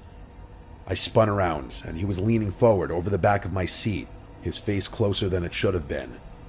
I stared at him and said, "Dude, can you not?" He didn't respond. He just slowly leaned back in his seat. That was it. I told Emily, let's move. We got up and walked down to the front corner row. It sucked and the angle was bad, but we needed distance. I could barely focus on the movie anymore, just kept glancing back every couple of minutes, and every time I looked back there, he was staring straight at us. He didn't budge. Around halfway through the movie, we heard footsteps. He was coming down the steps. Emily grabbed my arm and we both held still. The footsteps stopped a few rows above us. We didn't turn around. I don't know how long he stood there. I didn't dare look. Then, finally, he walked back up to the top row. I whispered, we need to leave. She nodded. We grabbed our stuff and slipped out quietly. As we exited the theater and went down the hallway toward the lobby, I glanced back through the glass window in the theater door. He was standing in the aisle now. He wasn't watching the screen. He was just standing there, still staring at us.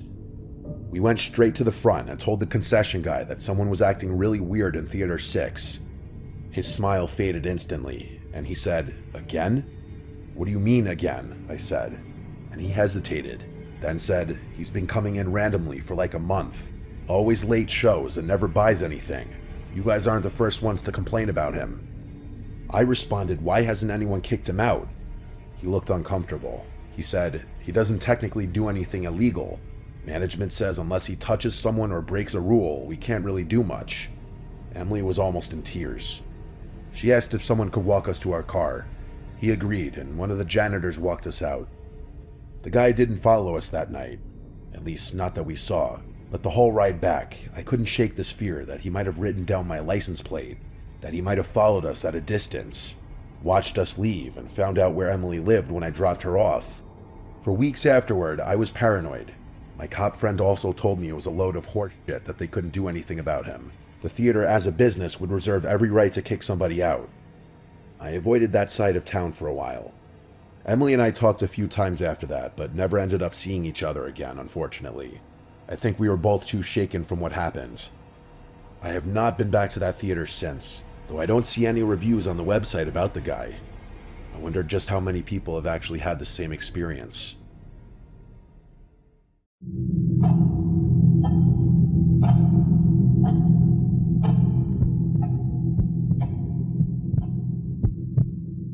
This is gonna sound weird, but bear with me.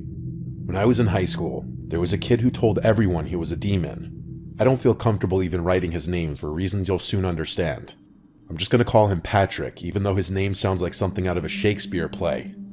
He was extremely socially awkward and walked around with this super empty stare that made even teachers uncomfortable. He wore the same blank gray hoodie literally every single day. I'm not exaggerating. I'm pretty sure he never washed the thing since he always smelled terrible too. He was decently short and pretty average looking, although you wouldn't be able to tell since he always had his hood up. He never took his sunglasses off, even inside. Teachers eventually stopped asking him to because he would never listen anyway. Now comes the weird stuff. He didn't have any friends, but had this weird tendency to adopt people. What I mean by that is, if he liked you, which he could decide randomly one day, he would walk up to you and say, "You're adopted," meaning you were part of his circle or whatever. Apparently this would make you safe from him or something. That's at least what he'd say about it. He didn't really like that many people though, so few people were ever really adopted. I was one of those few. Looking back, it was probably because he had a crush on me. None of us believed his demon spiel, and everyone just assumed he was a troubled kid, which he definitely was. Oh yeah, I should probably mention that this all takes place in Wayne, Pennsylvania, which is where I grew up. Another girl I used to be friends with, Gabby, had also been adopted by him. Patrick's crush on her was a little more obvious, and all my friends knew it. One day, my friends and I were chilling on the dugouts behind our high school, killing time and doing God knows what. It was me, Gabby, Laura, and Luke. I can't exactly remember how it happened, but the topic of conversation floated over to Patrick's crush on Gabby. We were all laughing about it, and Gabby was pretty obviously embarrassed. I can't remember what it was, but there was a nickname we'd substitute for Patrick's name, because his real name was too clunky. This time though, I distinctly remember Laura using Patrick's real name. The third time she said it, I swear in my life that Patrick appeared out of nowhere and jumped on top of the dugout with a baseball bat in his hand. It wasn't scary in a typical sense, but it was one of the most unsettling things I'd ever seen up until that point. We quickly stopped talking, nervous that he might have overheard us talking about him. He didn't say anything though, and just stared at us. I gave him a little wave, and he nodded in acknowledgement at me before jumping back down to the ground and swiftly walking away. After we were sure he was gone, the four of us burst into laughter, finding humor in how weird the whole encounter was. On the inside though, I was still a little disturbed. The next incident I can remember was significantly more creepy and impossible to laugh about. I was literally in Laura's house, and the two of us were hanging out in her room. Her parents were home. I'm not sure what exactly we were talking about, but again, Patrick's name was said 3 times between the two of us. Not 10 minutes later, we heard Laura's front door slam shut. Confused, we went downstairs to see if one of our other friends had decided to pull up. Laura was friends with everyone, and her parents were super chill, so people came and went unannounced when it came to her house. Laura's mom had beaten us to the door though. We turned the corner of the living room and stared in shock at Patrick, who was just standing there, talking to Laura's mom. She asked him what he was doing there, to which he literally replied, "I was summoned." Laura's mom made some small talk with him before politely asking him to leave, which he silently did. The reason why more alarm bells weren't going off was because Laura's mom actually knew Patrick and pitied him. Laura and I weren't as calm about the situation though. As we walked back up the stairs, we talked to each other with horrified faces about how creepy that was. A few minutes later, we made the connection between the two events. He seemed to pop up when his name was uttered 3 times. I know how ridiculous this sounds, but we had both witnessed 2 unexplainable events and knew Patrick's history of claiming to be a demon. How else could someone else rationalize what had taken place? We told all of our friends about the incident the next day, and our friend group swore to never say his name 3 times in one conversation again. Things were going well for a few months, and I started to think that maybe I had overreacted. That is, until one day, when my same group of friends were hanging out at my other friend Johnny's house. We were chilling on his back deck when the topic of conversation again found itself concerning Patrick. Despite all of our efforts to convince him, Johnny refused to believe what we told him about Patrick. Even after confirming the story with the entire group, he was still skeptical. To display his disbelief, he jokingly used Patrick's name 3 times in the same sentence, to our dismay. When nothing happened, he grinned and told us we were stupid to believe something so ridiculous. As annoyed as I was, part of me was relieved that he hadn't shown up. I spoke too soon though, because a few minutes later, Patrick jumped over Johnny's backyard fence. Johnny noticed him first and stopped speaking mid-sentence. The rest of us followed suit and went dead silent, nervous about what Patrick might do this time. We watched as he stared at us for a few seconds before jumping back over the fence and disappearing out of sight. Johnny started freaking out and accused us of conspiring with Patrick to scare him. We told him that we literally begged him not to say anything. We sat in silence for a while before Johnny eventually told us all to go home, clearly shaken from the experience. The last experience I had concerning Patrick was definitely the scariest and most disturbing.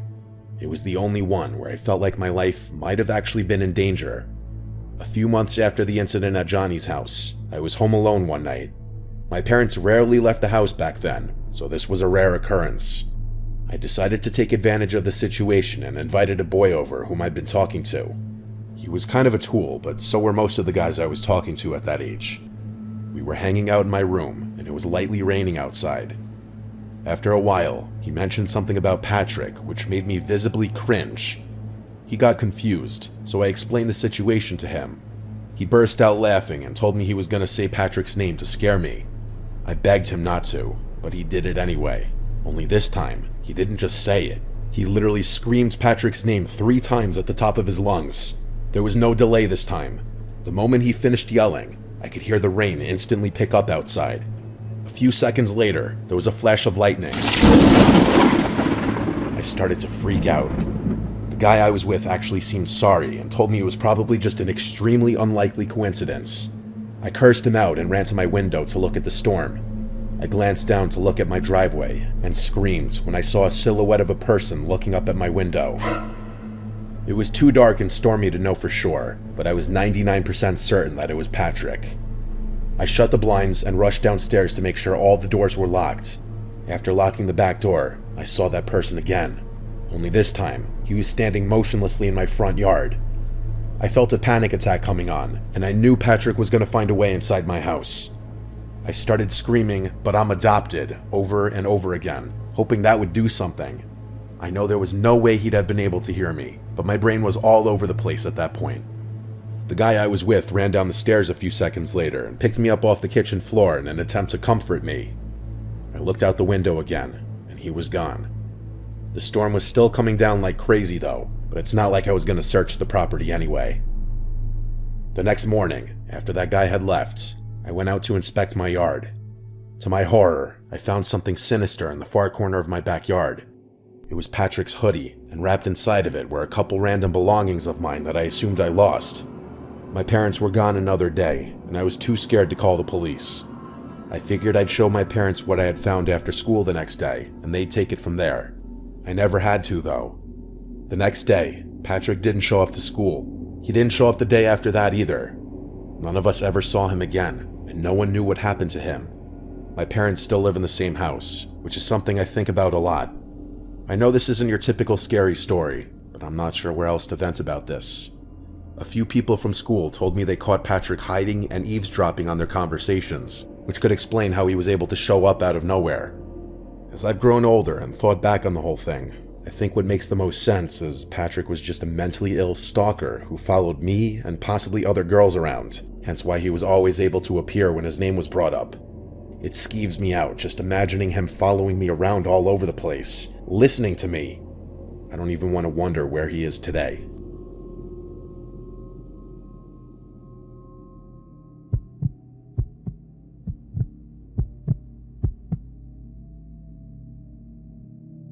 I'm from Denver.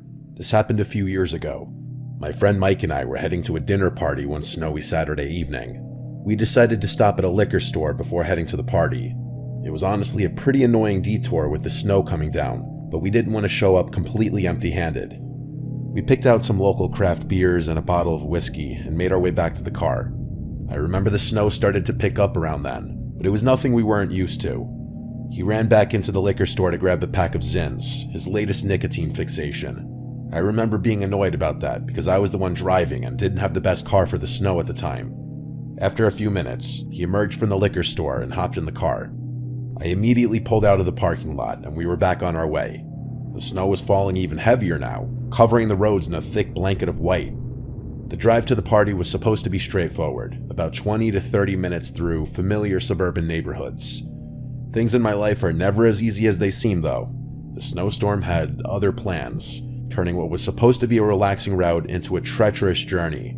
Let me just say, I'm not a great driver as is, and the car slipping every 10 seconds didn't help matters.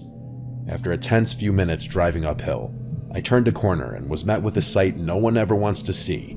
In the middle of the street was a stopped car. Its hazards were flashing ominously, cutting through the falling snow like distress signals. Both the driver's and passenger side doors were open. I was tempted to just drive around it and continue on my merry way, but Mike instructed me to stop. Judge me if you want, but I'm not your typical Good Samaritan. I've been through way too much BS in my life that has ultimately resulted in a distrust in strangers I typically default to.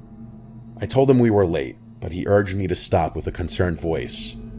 Mike had gotten me into trouble before with his childlike curiosity, but this was different. Someone could be in trouble. Reluctantly, I stopped the car, and the two of us sat in a motionless silence for a few seconds. Mike asked if we should check it out, which I told him was what we were doing. He rolled his eyes and told me watching the car from through the windshield wasn't going to accomplish anything. He was kind of right. I really didn't want to get out of the car though. Nervous about the situation, I asked him if he'd just wait a few more minutes, which he reluctantly agreed to.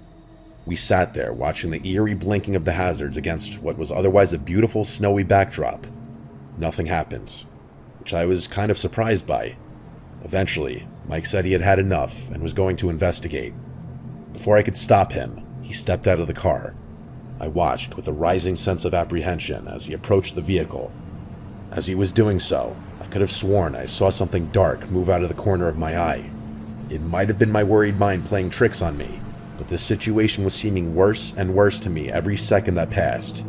Not even 10 seconds later, I thought I saw the car jolt a little, like something had moved in the trunk or back seat. Again, maybe my mind was playing tricks on me, but I didn't care. I made a quick-time decision and slammed on the horn, startling Mike, who had been inspecting the inside of the vehicle. He understood what I was communicating and sprinted back to the car.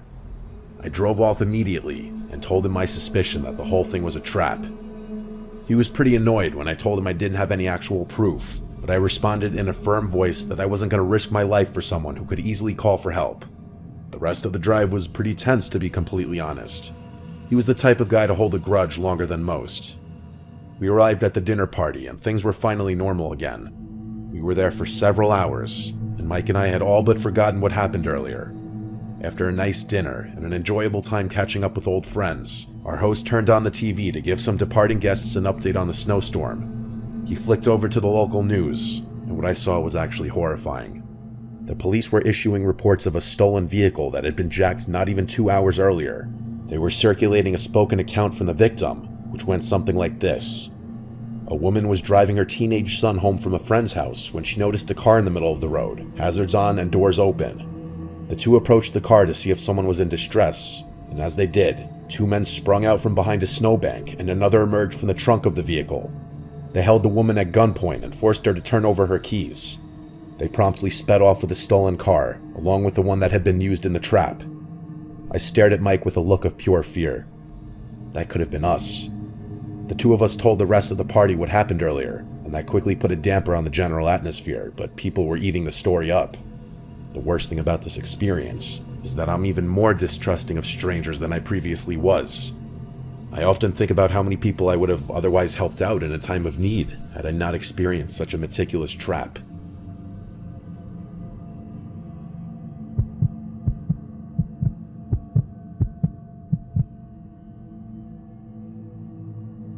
The series of events I'm about to recount happened over 30 years ago, during my early childhood. Forgive me if some details are shaky, but I'll try to remember as much as possible. I was around 10 years old. My extended family was massive. At that age, it was hard for me to remember the faces of all my relatives, let alone their names. At every family gathering, I was introduced to someone whose face I didn't recognize, even though they all seemed to recognize me. My dad was one of 9 children, so I had 8 sets of aunts and uncles on his side alone. My grandparents on my dad's side were extremely well off and had a massive beachfront property, which was communal along my dad and his siblings. I don't know its exact dimensions, but I'm pretty sure I could sleep over 30 people. Because of this, my family would often spend entire chunks of the summer down there. Both my parents had jobs that allowed them to either work remotely or spend a lot of time away from their offices. My dad's siblings and their kids would do the same. There was rarely a time when it was just our family at the beach house. I got along with all my cousins, and preferred spending time at the beach house rather than at home since I was closer with some of my cousins than any of my hometown friends. I liked a lot of my aunts and uncles too. My favorite by far was Uncle Joseph, who was the father of my cousin Brandon. Brandon was honestly kind of antisocial, and we didn't really play that much together. Uncle Joseph was awesome though, and he'd never fail to brighten my mood or make me laugh. In addition to being great with kids, he was a licensed therapist and psychiatrist, and was often who I'd turn to in times of need. There's a decent chance he knew more about me than my parents did. I confided in him regularly, and there was nothing I was uncomfortable divulging. Anyway, that summer, I began having tremendously graphic and disturbing nightmares. As far as I can recall, there weren't any common themes between them. They'd all just be about something psychologically taxing, like a family member dying or being alone forever, or something along those lines. I wish I could provide more details, but I've long since purged my mind of those horrors. I do remember one dream distinctly though. It was one of those false awakening dreams. I woke up and went downstairs to meet my parents for breakfast, like I do on a typical morning. When I got downstairs though, they weren't in the kitchen, and there was no food on the dining room table. I ran back upstairs and barged into my parents' and then siblings' rooms, but no one was there. The rest of the dream was basically me crying on my bedroom floor, wondering why everyone had abandoned me. After 3 or 4 of those nightmares in a row, I decided to tell my Uncle Joseph out of embarrassment of telling my parents. He listened with a concerned look on his face as I described the kinds of things I was experiencing, and he even started writing things down in his little notebook. He instructed me to do some meaningful internal self-reflection as something was clawing at my subconscious. What kind of self-reflection was I supposed to do though? I was 10 years old. He told me he'd mull things over and that I should come back to him if the problem persisted. Of course, it did. A few days and nightmares later, I gave Uncle Joseph an update. He told me he'd been thinking about the situation and that he had figured out what was going on in my brain. He said that even though I didn't think it, I was deeply frustrated with my parents and was harboring some unresolved resentment towards them. I was more confused than I've ever been. I was nothing if not a well-behaved, polite, grateful kid. I had always listened to my parents and loved them more than anything. Uncle Joseph knew what he was talking about though. He was a therapist after all. I assumed he had dealt with similar situations in the past and considered myself lucky that he was helping me.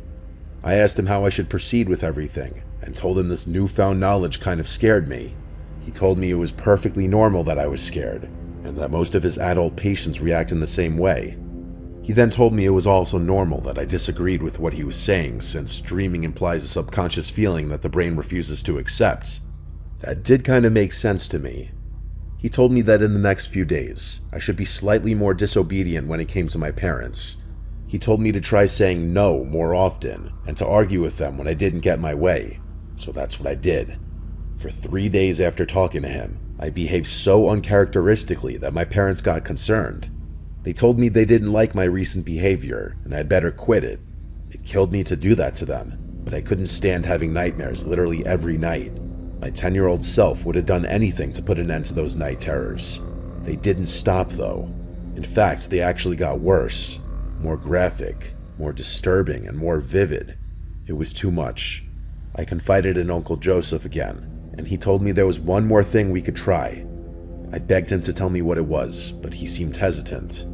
After a few minutes of pleading, he revealed what the thing was. He said my brain was too mature for my young body and that I needed to set it free. Obviously, I had no idea what he meant by that. He told me if I had one more nightmare, he'd tell me what I had to do. I went to sleep, terrified that night. I didn't want to set my body free, even if I didn't know what he was talking about. That night, I actually woke up before having a nightmare. In the several days that this had been going on, I had never woken up before having a nightmare. This was new. For some reason though, I was scared to move or even breathe loudly. It wasn't sleep paralysis, but I was scared out of my mind. I stared at the wall in that same position for a full minute, not quite sure what I was doing. The next thing I heard was something I will never forget, no matter how hard I try. Whispering, right next to my ear. Uncle Joseph's whispering. I was sure of it. I turned over and screamed, which sent him flying back. He quickly left the room and shut the door. I sat there in a cold sweat. Part of me thought I was still having a nightmare. Instead of going back to sleep, I ran to my parents' room and told them everything. I told them about the nightmares, about Uncle Joseph, about everything. My dad didn't waste a second. He stormed into Uncle Joseph's room and confronted him. My uncle obviously denied everything, but my dad was a big dude and could easily push him around. A fight broke out between them, and my dad snatched the satchel Uncle Joe carried everywhere. Uncle Joseph promptly gathered up his things and basically ran to his car. My dad started going through the satchel, but what he found was sickening.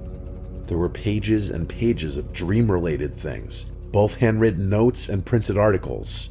Articles about inducing dreams, specifically nightmares. Personal notes about different techniques, previous data, and types of experiments. It was horrific. Uncle Joseph was eventually arrested, as the police found some even more suggestive things on his computer. I'm not going to go into full detail, but I'm sure you could piece together what they found based on Uncle Joseph wanting to set my body free. I never saw him again. I don't know what happened to him long term, since my parents never liked talking about the situation, at least around me.